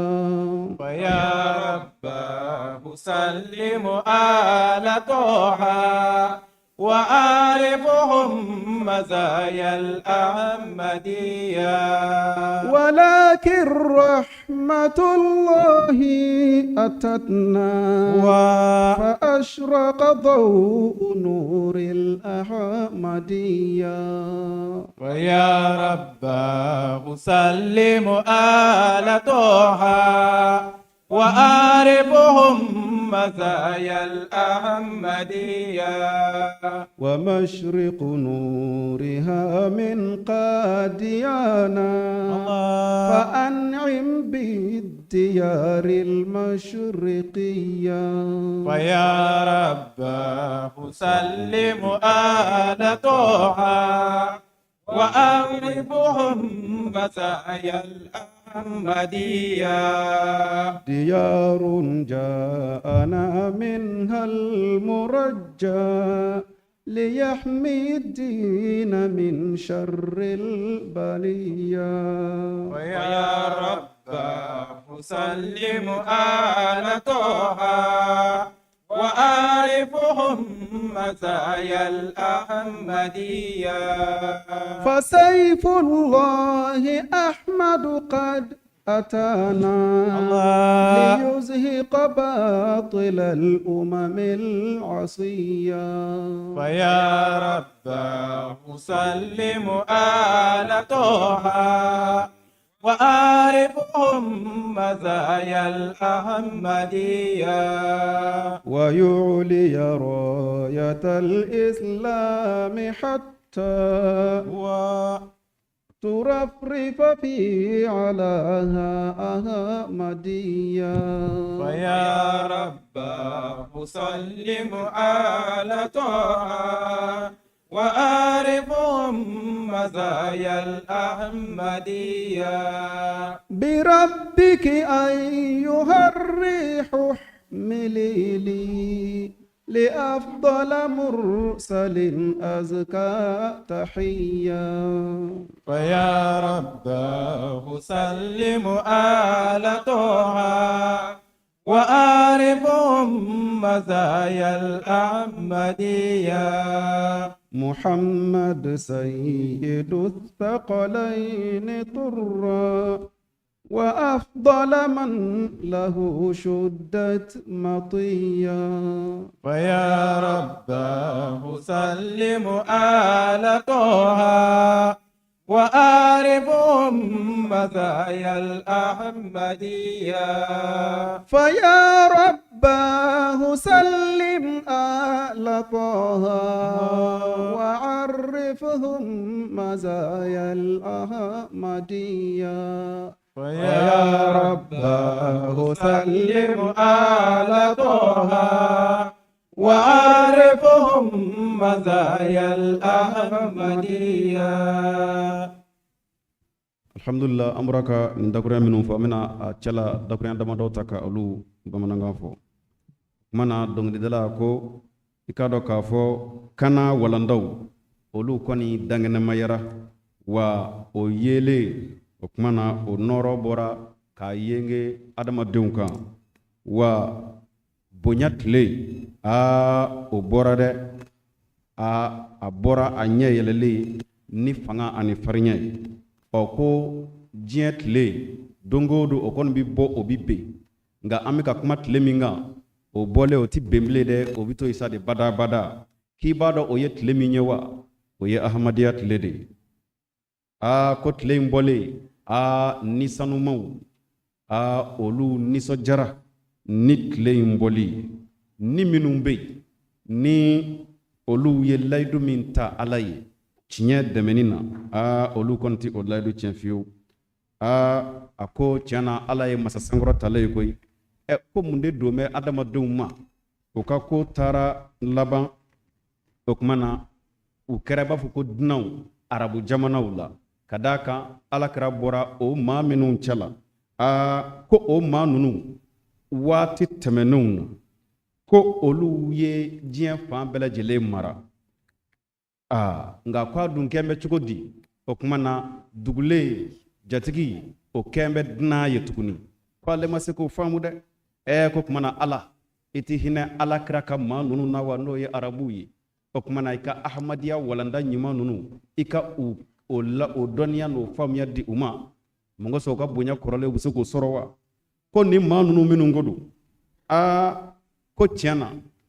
u ka waati tɛmɛnen ko baw ne hakili jiginn'o la kuma o kuma ko ne ɲɛji de bɛ jigi dɛ minnu ye nin baaraba ninnu kɛ diɲɛ kɔnɔ ka diɲɛ marabaw kɛ bibi na ka tila ka taa ye foyi t'olu bolo bilen min bɛ se ka fɔ foyi t'u bolo bilen bonyana min bɛ se ka jira min bɛ se ka lakale nka ko an b'o la waati min na ko ala ka hinɛ sina ka an ta an tɛgɛ mati o kuma na ko ahmadiya tile yelen k'o sina ka yenge ten a ko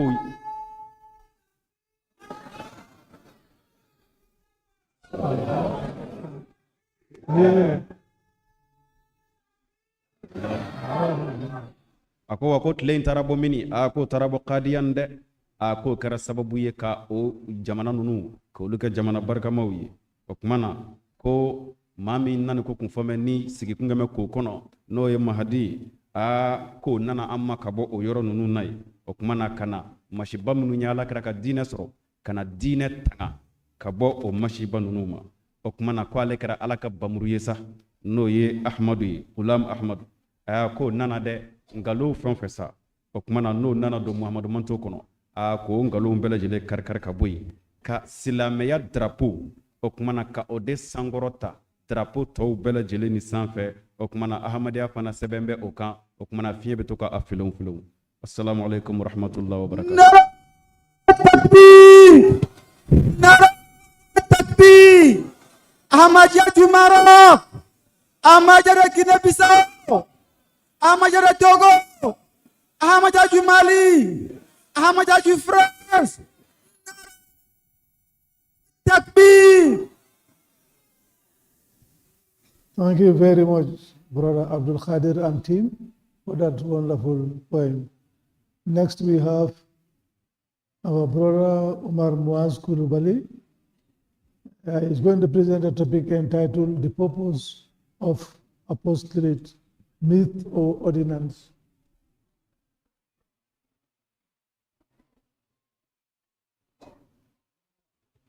Nare Takbir! Nare Takbir! Ahmadiyya du Bénin! Ahmadiyya du Burkina Faso! Nare Takbir!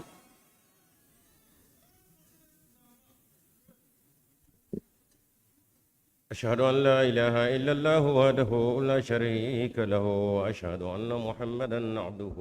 ورسوله أما بعد فأعوذ بالله من الشيطان الرجيم بسم الله الرحمن الرحيم الحمد لله رب العالمين الرحمن الرحيم مالك يوم الدين إياك نعبد وإياك نستعين اهدنا الصراط المستقيم صراط الذين أنعمت عليهم غير المغضوب عليهم ولا الضالين إن الله وملائكته يصلون على النبي يا أيها الذين آمنوا صلوا عليه وسلموا تسليما اللهم صل وسلم وبارك على سيدنا محمد وعلى آل سيدنا محمد كما صليت وباركت وسلمت على سيدنا إبراهيم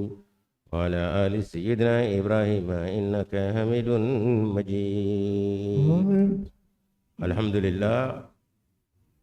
ثم الحمد لله أمي الله سبحانه وتعالى تنو أمانغ شراو كرا كرايا كافو أدمدني مانغا إتدا دغلا فوي كليني بويان كانو كما فنا كرا علي ودي لا إله إلا الله لا إله إلا الله لا إله إلا الله نية دكرة محمد صلى الله عليه وسلم أننا إجيه كنو koro mi mala amisega ka anya foka koro o koranye adama de manga ite da dugula foi kilenye buyan kanu kamo illa allah fana kara dal masai ngala kilemora la dan fente atte sangolo erate atte dugulo erakote meleka kote nimba kote akwa nima fengote ninda fengote mi meji kono kote gulekata kote adama de manga ite da dugula foi kelenye fona kara ne alayne mi dal masai ninda kore misinga adama dini daraja mbala ala bulu anu buya mbala ala yorola ana be dambe bele gelenye ala bulu ninda kore misingo o jirate o kuma muhammad nananga buya de damo kana envoyer ye kana nga buya damo fi tigirukum Kurana ikone na au kabuya ba Muhammad bin Andakure domi o ya soro farafina farajela best be do me ka ite turu fenwara wala ma ki kulungulu fenwara wala ma ki ka dogo fenwara ki ka jashi jira o fena ko kapsaye na fo mo jobato a fo mo boliko a fo mo nyako ni ne nyonya ne kundo fa bele gelbe farafina ani farajela ka fenwara futa nya an adama denu nye anyoru de kunyo daga ko ka ambe tablo yi muhammadu yere bora shamina no larabu ye ala yere ka jopato kunga jugu shabata kadaka larabu fe maka yere keleni kono alkaba yere laminina boli kema sama boli bi oro kumbe jeshi boli kubo kema sama bi oro wala rabu yero kumi langulo tani flabo ka jonnu mbato wala ma do be finitate abana cheba kete muso ba kete keme saba an bi woro donc ma adama de bebola do tak nga jugu do tay nga shewera ko del rabu bal kɛmɛ saba ni bi wɔɔrɔ in kɔrɔ ye san kelen kɔnɔ don kɛmɛ saba ni don bi wɔɔrɔ de bɛ yen san kelen kɔnɔ don min bɛ yen n'i y'a dan a bɛ taa bɛ don kɛmɛ saba ni bi wɔɔrɔ o tuma maka larabuw fɛ yen maka kɛrɛnkɛrɛnnenya larabu tulobilen fɛ yen larabu yɛrɛ yɛrɛ fɛ yen o tuma na i k'a dɔn k'a fɔ boli kelen kun di batuko fila sɔrɔ san kɔnɔ. Nare takbir Muhammad Mustafa. Boli bɛɛ ni a ka bato don kun don a banna fo ka taa san yɛlɛma o tuma anw fɛ yan farafinna anw mɔkɛw olu cɛsiri ma kɛ jɔ fo kɔfɛ cogo o cogo olu kuma larabuw bɔ a la fiyewu u t'u bɔ a la nɔgɔtɔya la u t'u bɔ a la maafa la u t'u bɔ a la a foyi la ka d'a kan kumu sɛbɛ la ka tɛmɛ an kan.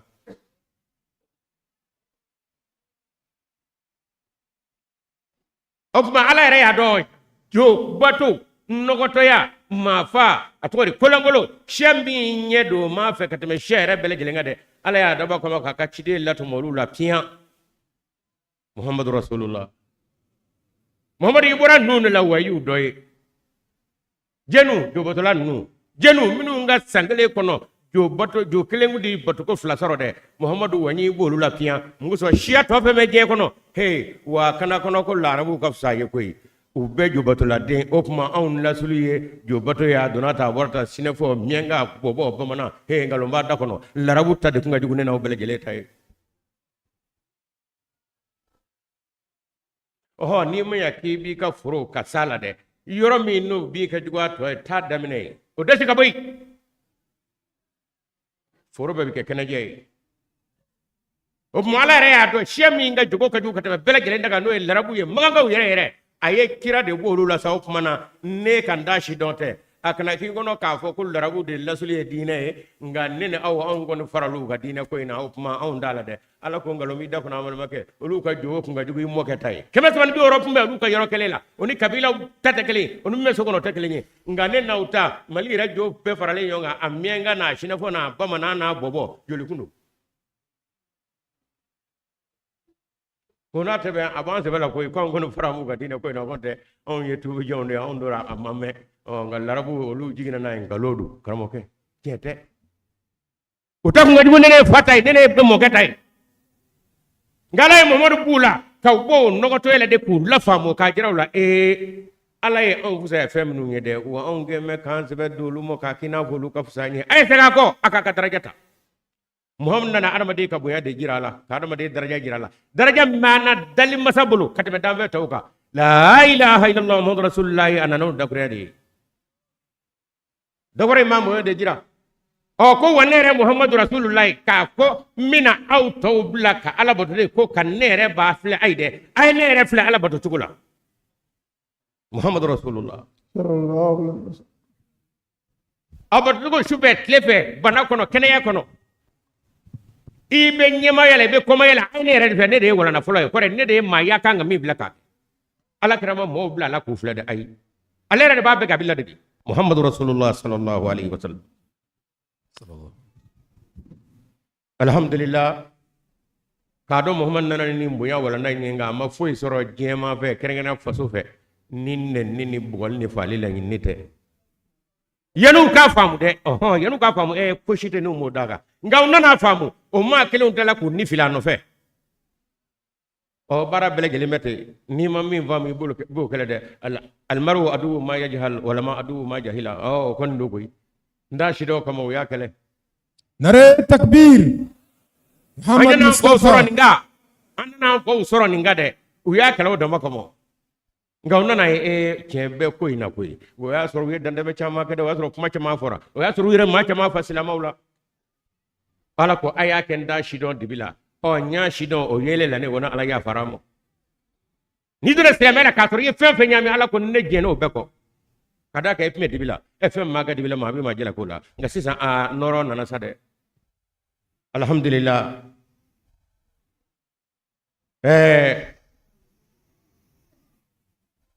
an bɛ nɛɛma ni barika an b'o ɲini ala subahana taala fɛ a k'o jidi muhamadu kan sɛgɛnna an ɲɛnina an nɔfɛ k'a sɔrɔ a nana an ka hɛrɛ kama nka anw yɛrɛw de y'a tɔɔrɔ koyi an yɛrɛw de y'a fali laɲini nka i ko maa si donna sa o kuma اللهم صل على محمد وعلى ال محمد كما صليت على ابراهيم وعلى ال ابراهيم انك حميد اللهم بارك على محمد وعلى ال محمد كما باركت على ابراهيم وعلى ال ابراهيم انك حميد مجيد ala ashuru chenga de ja akumanyi angudo dogo wana na do kuma ashura kade ando bano oni ji muna kolo ka seni wolo bata soro sahaba ka salatu soro rofle achema na musoma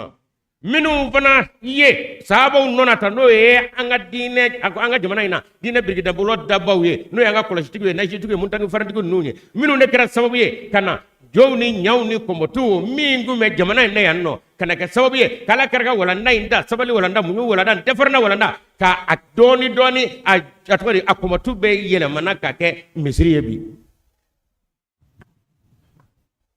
nena umo kede kolo shitigo yo ke nena ukunde guni angoro ya afle guni ngoni guni ye bak yelema bato badoin kudugo me ko guni ebi jele to ka misri me ko motu no de la ko motu de fuye yenye nga ko mo ere ko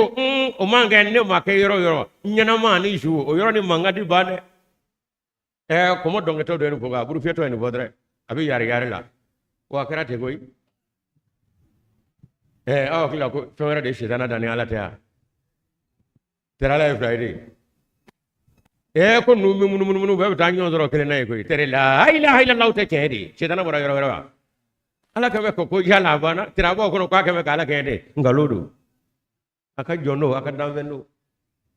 nka ale taabolo kɛlɛw ye mun sɔn ne n'aw ka baraji de sɔrɔ ni shetana tɛ ji t'an ka baraw kɔnɔ o tuma a ye ala tanu ko shetana bɛ yen ma fe ke bala jala ke ibn ashido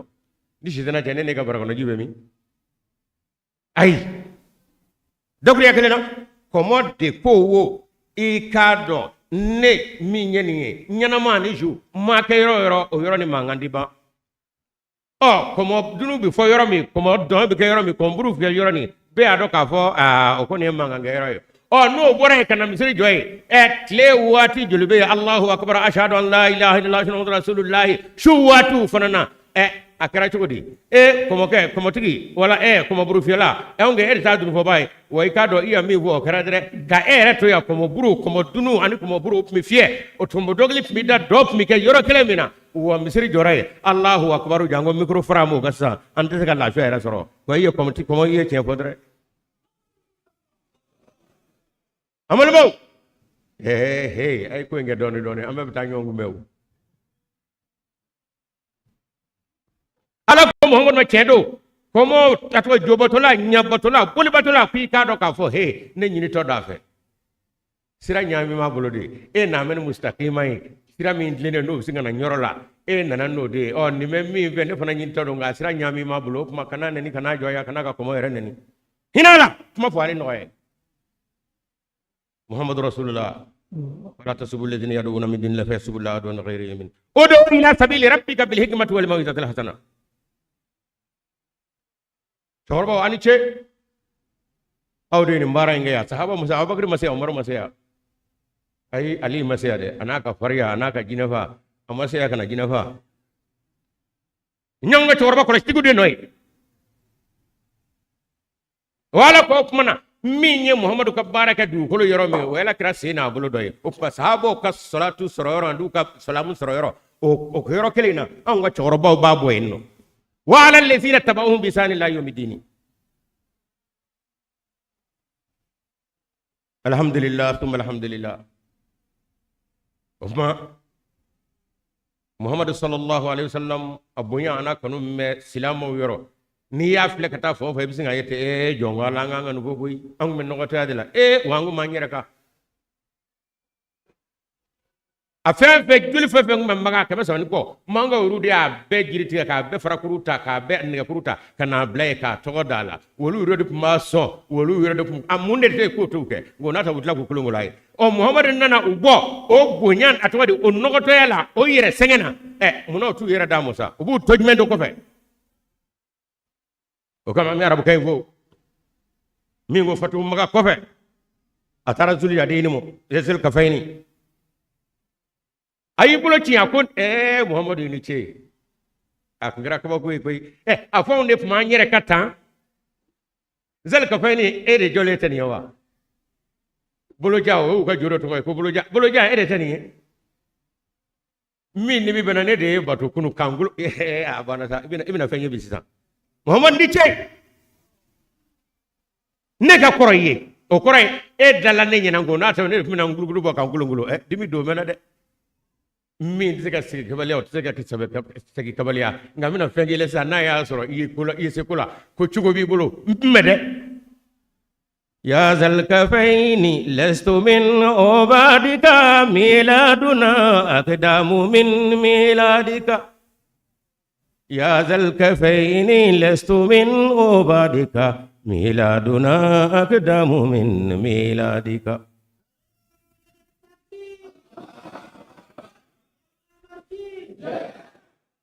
إني هشوت النار في فؤادك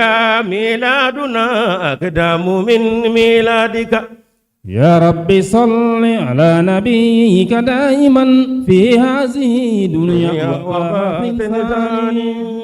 أكو بتقولي تجا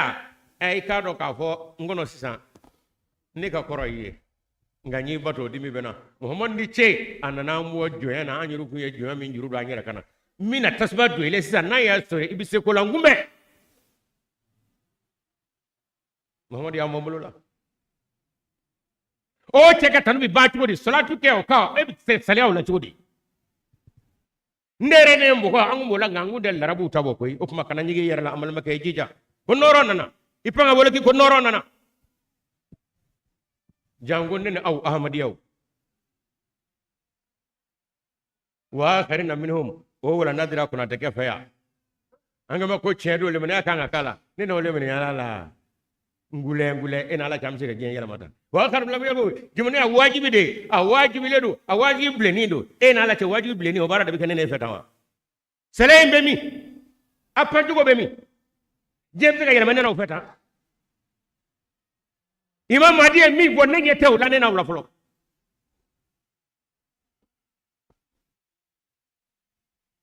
ko sahaba ko abu hurairah ko man hum ya rasulullah jenu ne mi na ke sahaba on minum na on nota e kore ala ka o jenu ne o ko ala ka ko anga wati de ko ya ba so shiti aba to ne rete ngam mami na labno blanno no e salman farsi bona doy o madi na ko ko ne yo ya on nyamulu da mulu on ne sahaba no na blay Allahu akbar ka fo ka janyira kun o nyenaw adonjo go bemi o se ba ngoro wa nasa'aka fi tiyanin bidin muhammadin lasinaka rajulin faqid al-ada oi madi kai nasa'a bidin muhammad nasa'aka fi tiyanin bidin muhammadi lasinaka rajulin faqid al-ada يا رب صل على نبيك دائما في هذه الدنيا وباث سامي أقوم بكامل ديني ني كمل كمل جنة أتفلي أفاشي كنده كاجي كون دي تاما يكون بلوكلي مني سنجلي سامي أني نيكلي تي أو نينا وكتاما ودي بلوكلي سامي نيكلي سامي نقولي أمر إكامل دي ربني كتبونا إكامل دي ربني كارتلا إيرل هلا عبدوك فأمر تاتوفلوا لا نو تتن نو كي يلي ما تتكا كن غلودو imam madi ko ay baraw debla mo yoro bina ne akara to de fabula wa nga aw bi yono kaka famo fabala subhanallah haklimo muslimo du ka fete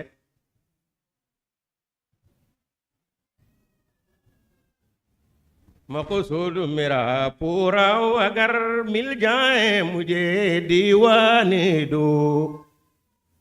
ñem si mawdu kat atengay mi sabi abahu ama abahu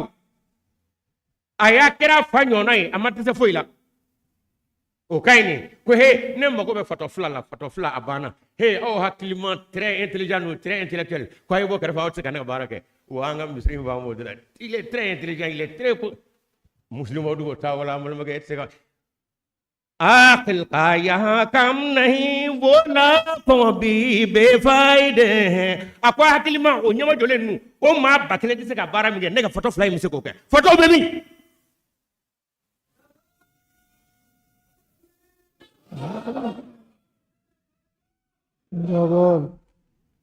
ما من مية لما وبيجنا وبوي فين لك لا إله إلا الله محمد رسول الله وآخرنا منهم لما يلحقوا بهم هو دونغلي فانجرا كون كاكن دامن ينا على شيء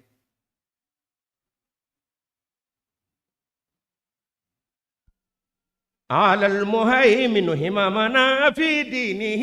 نبني منازلنا على الجوزاء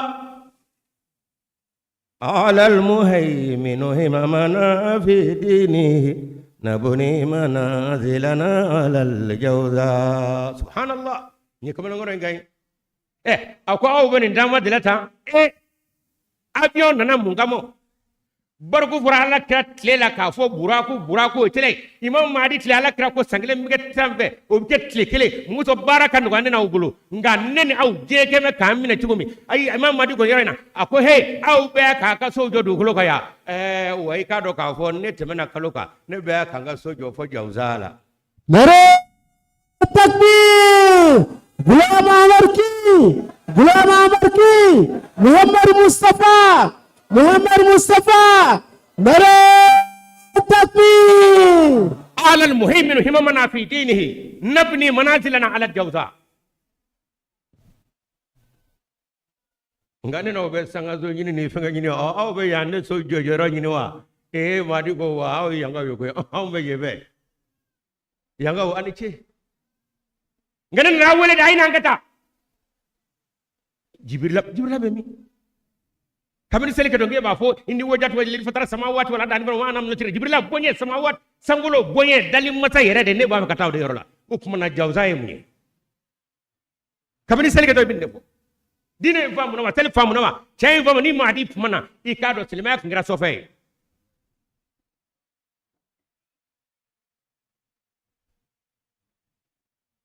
imam mahdi ko ako he ni ason abien no make joli e jija fe ko ngalondo ala ile adu min dane akam no godlo ne bitu ati jiga nguna de awdi yame ne jimame ne awdi yame ne jiyame wa जब तक जान फसानी से तुम्हारे जिगर खून न हो जाए उस वक्त तक खुदा ताला अपने वादा को पूरा नहीं करेगा निन्ना उपिए मके जुलिए जिजे पे ako ala ile dunu ndane a drone bitoi o jija be mi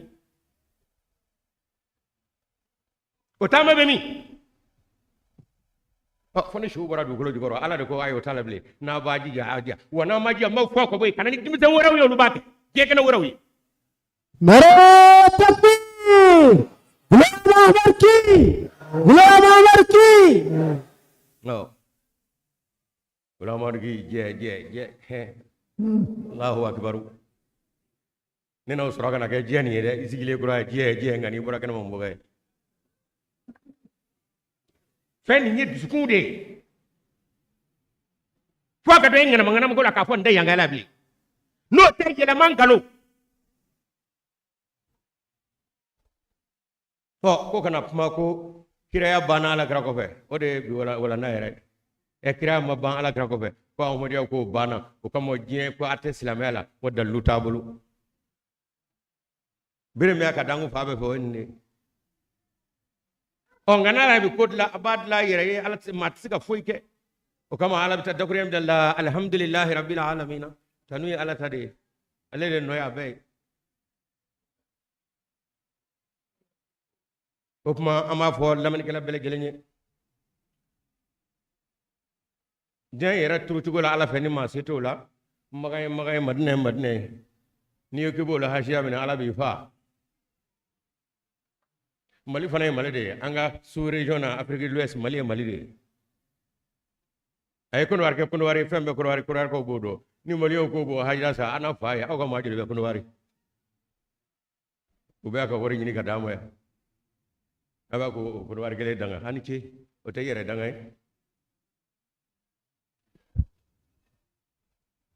mali tamiye dinel muhammad dan dina me kado ka fo anga lamini ne no alla sule ne tomoktu jembe pina tomoktu o bera juma mali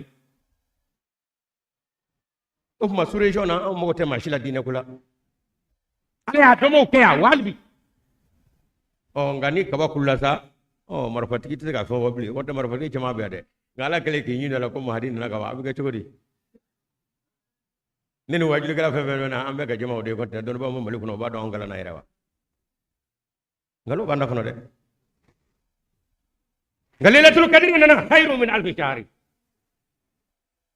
uyo sambise ki me kala la kata jamana bele gele ka kitabu ke fo aka jaw kungolo yi ngana nzigira ka ba o musiga qur'an aya ka kan kitabu be wulo ka boy khairu min alf shahr تنزل الملائكة والروح فيها بإذن ربهم من كل أمر سلام ياتي مثل الفجر fu itize kanena ukumbe salamun kwa yetade nga au deseme tama amen goli la kwa kakati mtengena uye lesna karajul faqid al aada akana tingile ndama ka akana nyingile ndama ka akana bulgile ndama ka ay kulide kom dim sengene imam mahdi aka kitabu seba tama to ba sebede na bura mitri ya ba seba ba so ya abita daba bara do sigima ni kalmu jara na to nasira bashi abita nasira basha akon bi bunubun Allah sa wa bato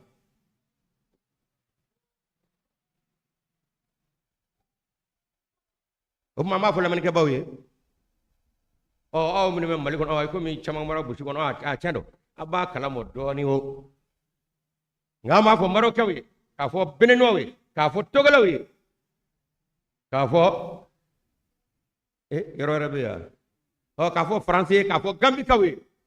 o ko unda no ya me ya kabane unda no ya ngala ya no ya bi fadlillahi wa karamihi ya no gara todi onge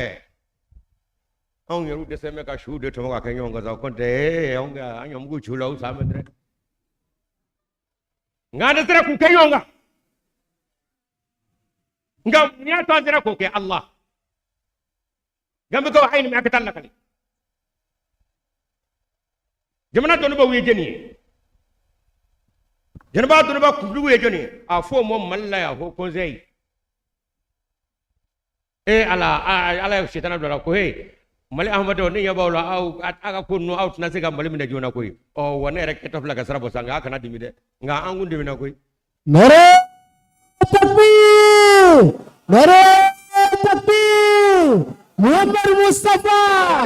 Muhammad Mustafa sallallahu alaihi wasallam silama jekulu fefe mali kono a be farla nyonga a nyema baw ka don ba bise kimla ka kolo woro nyenyini ke ahmadiya kunga o kuma kolo woro dafara o ma bise ki nana ka rapport di bureau national mo ka jirai ka o kuma anya jetemine ka fode ahmadiya o teslamya koli kono onga seketegala kada ka ko kira woro be ala kara ko sallallahu alaihi wasallam o kuma mali jamal fama mun ba kuno be amba nyina fa ayu ka bara ba mali kono pew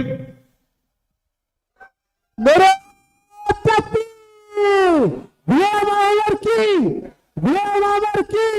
Ahmadiyya mere takbir ala kara kadda gura do inna allaha yu'ayyidu hadha dina bi rajulil fajiri abaku kwanye wala ne ga dine ne ko fajiri kafiri re ko wado ala bi dine de mane ngawti wa kala mo de ala kara kanyoyi jugu wero de fle ala shaytan abdullah ka kulla be kadamo ngangunda do uyen mi nge bet lo jora famo ko fandango jamana ko ga jamana nya be ko ta amado de beta wa no kunde ni ala kan bareng de mi se ga be blaki la me ngani ngele be le manike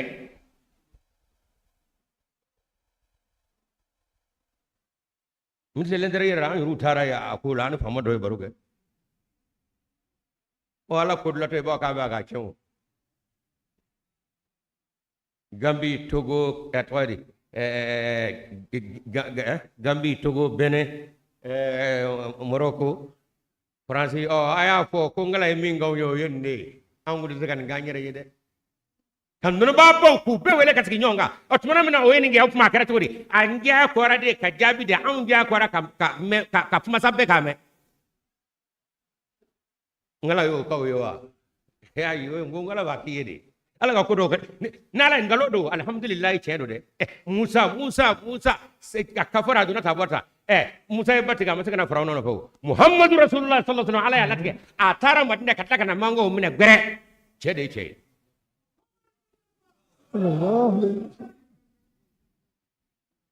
ni ne che ngangona mo sai kana bile madayer la Musa ga to isage ko tana nyina be pare Muhammad ko ta to fle wamina inna la ratuka la maadi subhanallah mutai le dutai dokre me femi no fe ngala ya kayede wa ala ya ndai nganye de maldu ngane nyete farfonna Muhammad Mustafa akko chama be nayala di alaka turu ngoro do amake jamana were deba min de bena energy tv la fom ko ahmadiya tado ka chere mango ya ko ahmadiya de do ka soro ahmadiya te wa ikado a emsho wa biduru ay hake joli kara am ma ato adi am dorome kelendi ngona tabe anye tokota o gara burkina o gara kondo wari wa ala o ga senegal yawa maliyo ala ba ka ko chama kawye لئن شكرتم لأزيدنكم وبمن ني لأزيدنكم وشكرتم بمي وشكرتم بمي كندر بيشونا أتواري فرفنا واجللا وشكرتم بمي على كو لأزيدنكم على تكون بابلو غني ناو دسرا شكرتم كي على كا لأزيدنكم بابلو أما شكرتم كي كوينه ما من دورا كورونا يا بركدا وفما كو تاما ورا باو تمي نو فاكا jijani pumata minge mo tura koro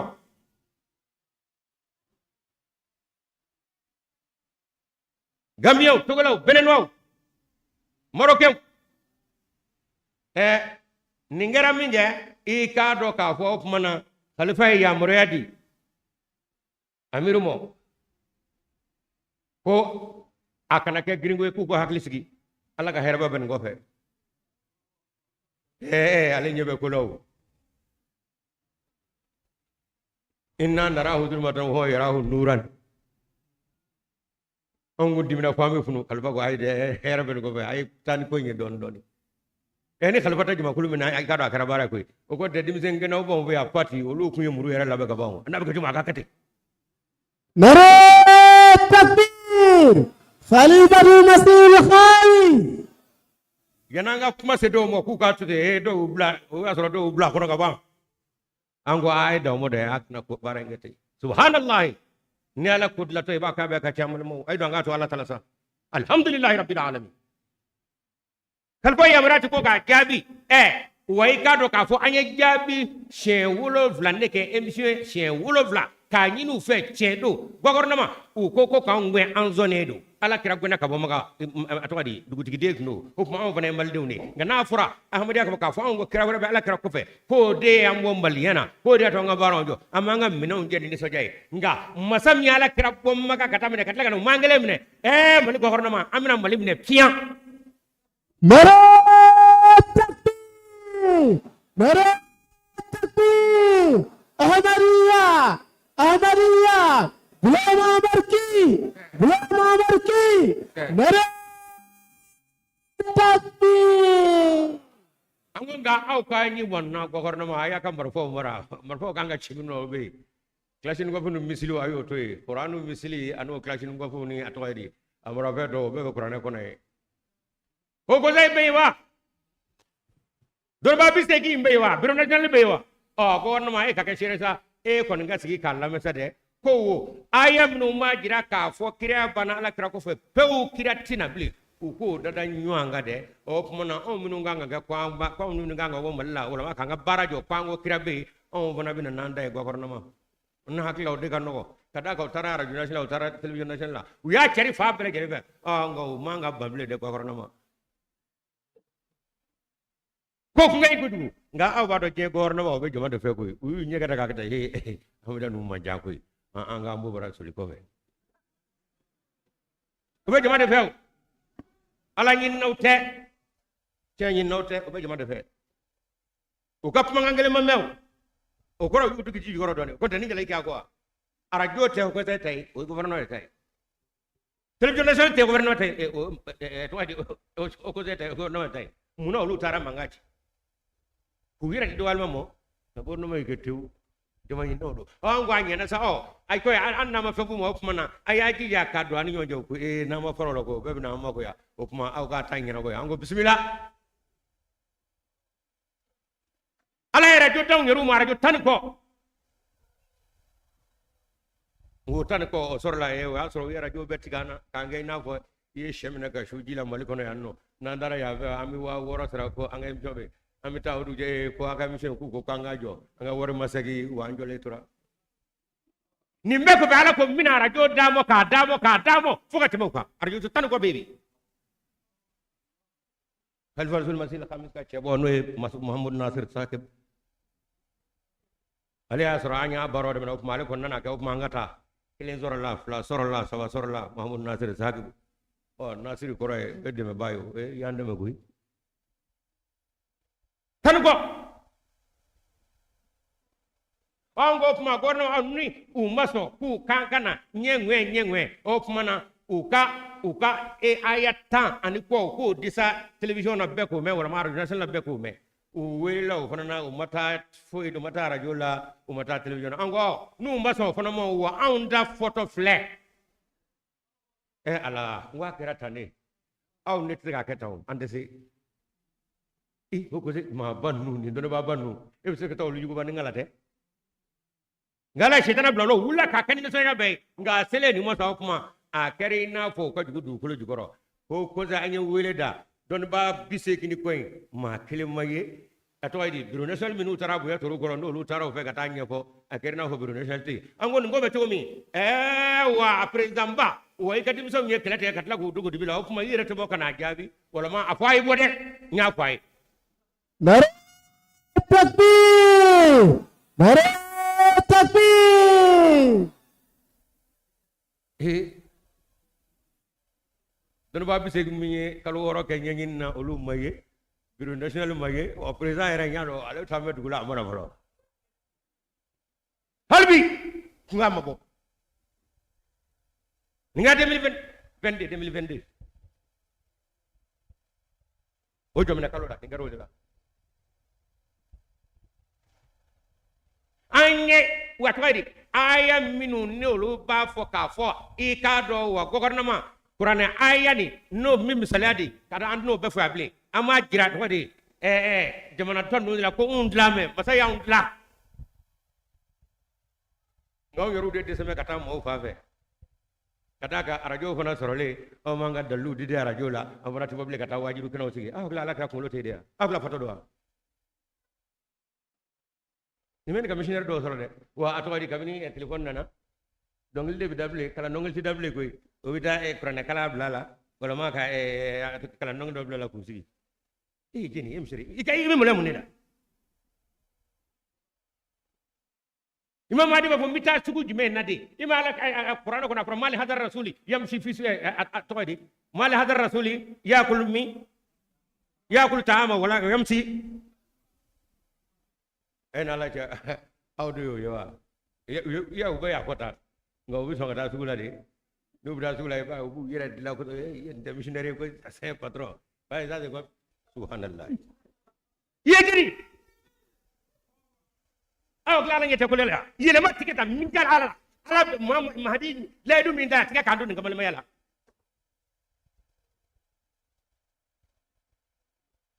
ala krap mita sugu de la fabele gelebe uka atode atode abina ken nungu mita fanga foto kini nyomo fe ay abaka kawati je taka boyno abita ka boy abita yoro were la mam nungu no abita fo yamshi fil aswa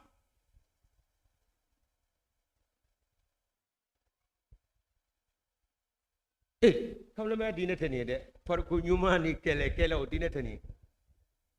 ay bora sokoro akama wajil kele usidi wode nana nayi wode ba dafa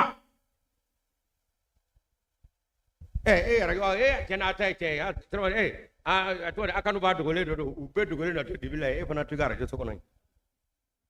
borawa kanu ba dogole ke fana dogo mi gara jo sokono me ka tende futa ne nyaba lon do bala dogo go wa to daga to jogori ya to de woni ya yeru tade na ko to wa ita nai ngana de sira yeru ko ga to de o te yere juwe o mai ma to ko ga to de ko a famuna o ma yero to de o kuma na anya fo gorno mai che yere la kabini suratul fatiha kira na go fo mai gorno ma go yoro kono kando etna yede o kuma na ibe de ko re jere min no de aka to ka arabu ka kurane mabulu angle kala bomananga la to kala sino wakala ayo daile gouvernement ani mali bejeli abbe ka ta daile aka suratu al-arafi o aya biswani duruna ako laje koroj mezbe mi wa umna korofo note akanjabi anya korofo kata ambalmo tabe ngonna na be kable kadaka an laledo me ka nyefo nunya kwa kirata ne ala ya kanyeta nare takbir محمد مصطفى يا بني آدم إما يأتنكم رسل منكم يقصون عليكم آياتي بكرنما أو يكرم فولا وديني يلا أتوكا كرنا ما بلوي ودي برام مكا وترجمة بلا ترجمة من فرنسا أنجليلا وأون دايني أو أرمدنو أياسيكي تشيدو ناني كابينو منا بوالا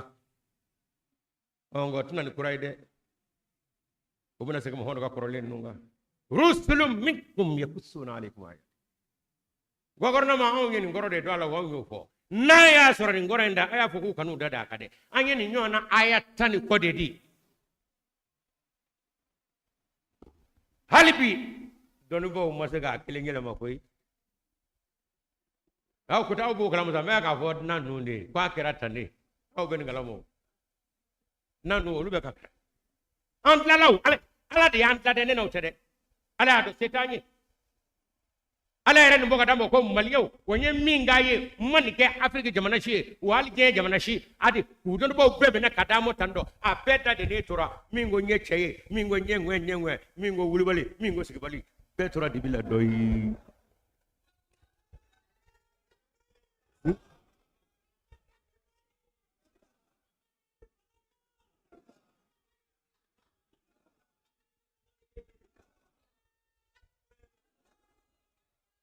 وقال الرسول يا رب إن قومي اتخذوا هذا القرآن مهجورا كنت ودي هي كادو كافو ني سورة فرقان آية بسبناي كو واتي تشيدي من مدو كلو كاي يومنا فو على كادو سلامو يروبنا قرآن إندي لا كوي o dara kene ka o doni ba bi segini ko o go dai biro ananya ma ba an go da aina qur'ana sumana ashima tongo bo kwa kara todi kadaka usrana qur'ana dinye wa qala ar-rasulu ngo ni suratu furqana aya bi sabana ko todi cide ngo andigala ya rabbi inna qaumi kado ne kam maw muhammad kam maw yejeni larabu muhammad kam maw yejeni silamo wa kado ka fo an mal silamo adon ba baw a ko dai birodi zulama I kado ka fo ko uye qur'ana ke ko peto fenye koy amadiyo ko aina qur'ana fafe onga minu nyata mahajura no ko qur'ana e ayde na tara yere duma qur'ana ba wale o ma blade nare takbir Muhammad Mustafa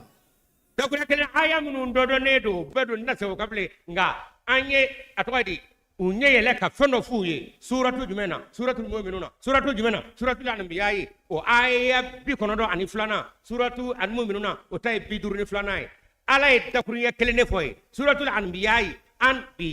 no mon ko fo sura o aya bismana aya jolna rew suratul anbiya o aya atwadi ale tay aya bi konodo ni flana ala e chidon ko kana kasoro kana fo subhanallah ay Allah me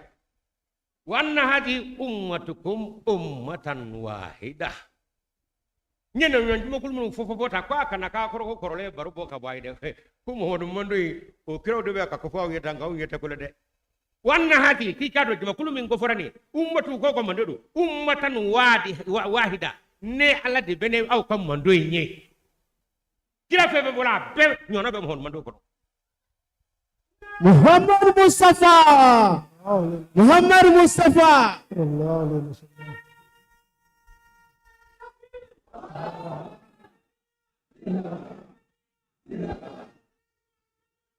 sallallahu alaihi wasallam wa ana rabbukum fa'buduni ko ne dia de ba mai ma ko nga tage boto so ko te ne nyambe shura ka Muhammad nan dewa Muhammad de adi temeno mo kuma aru kana take do mo hol kat laga bulongolo do onne bo na maraka todi siratal lezina an'amta alaihim ala yenne makamino o jeni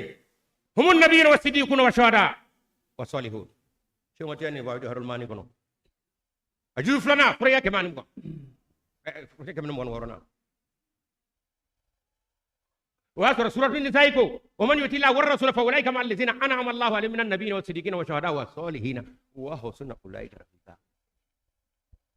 نالو تشين غلو غبو كتركنا فوق من وأن هذه أمتكم أمة واحدة وأنا ربكم فاعبدون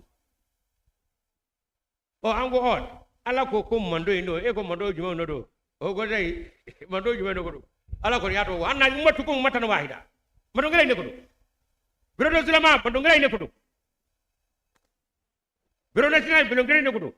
president ba biro ngalay atwadi mando ngalay ne ko do ala ko te o ayo ko ro fala minde unda nyangame promotion ka fala albi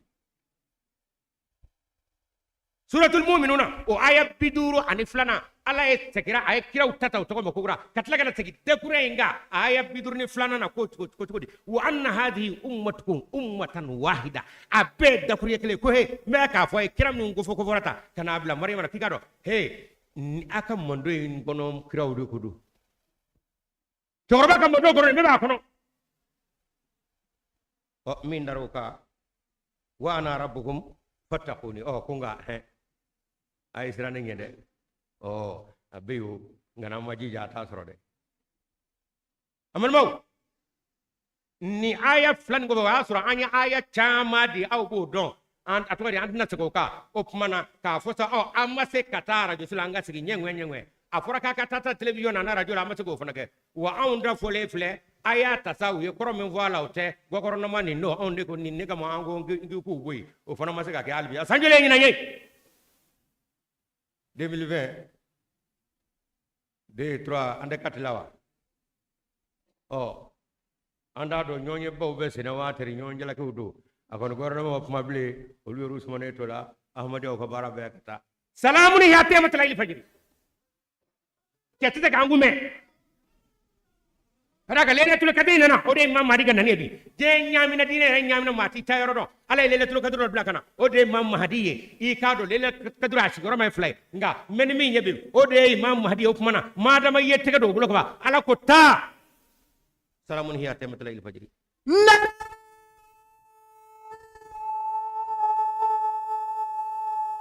takbir Jamaat Islamic Ahmadiyah di Bali Jamaat Islamic Ahmadiyah di Bali.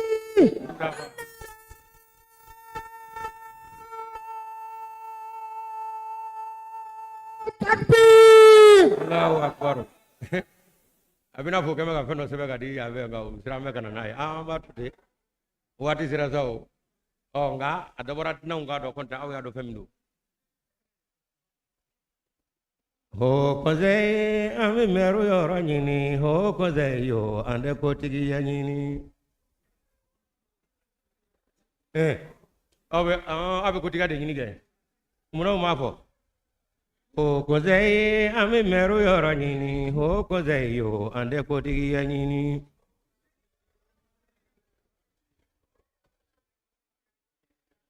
ho koze yo ame meru yoro nyini ho koze yo ande kotigi ya nyini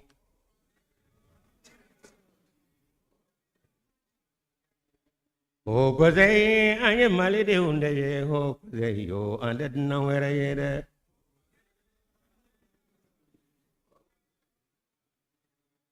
Muhammadu ya ka nyana me beke meru la amakotigi ya nyini ho koze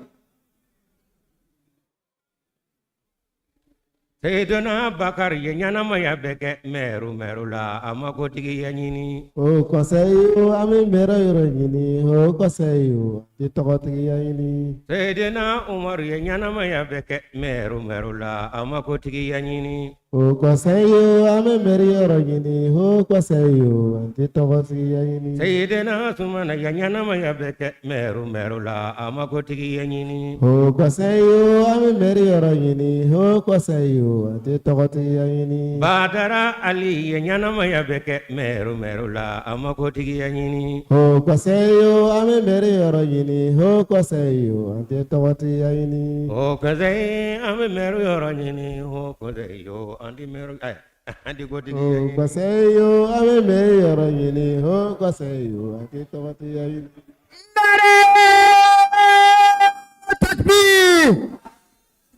Islamique Ahmadiyya du Burkina Faso, Jamaat Islamique Ahmadiyya du Togo, Jamaat Islamique Ahmadiyya du Gambie,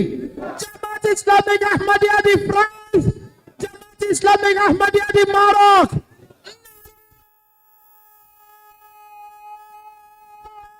Takbir! Jazakumullah, Mulvi Sahib. First of all, I must apologize for the way I was looking at you. It was not, I did it involuntarily, so my apologies. And I know I'm not the only one, but I'll have to express mine. Yeah. I am made to understand that we have some distinguished guests amongst us who my brother Aaron Trawale would want to call upon to give us a few words. Anga siglandigi no bi bara nyama wolomalkala ya no gami amiru dangaye ajra akom abagan kramo kefu no sazo morom bali aka dagron sanuma nuna alna yasra lekulu ta bela jelela o akono boray 600 ko no do bambulu koro munun ni olubina ukadakron lase munu ye anga ma welelewunye munu nu bora jamana wala kana anga kene nyana maya ka faronga ko dakunya numna lase sisan mammi mina to la sama o Harun Traoré bismillah. Assalamu alaikum wa rahmatullah. Alhamdulillah. Nga ustaz Abdul Wahab Dambele abolaka minda autoloka wori kilenidu. Do amena bo ka nga dunaw mun sila ku usembo ukono koro kana anga jalsa atako tandurna ko ke ko bay amunu wole o ka konota duskuna siri segana o langali anye chokamuna wala tilia buluma amina jamatu min wole wori togoye donc Togo mamu mina kuma otigi jama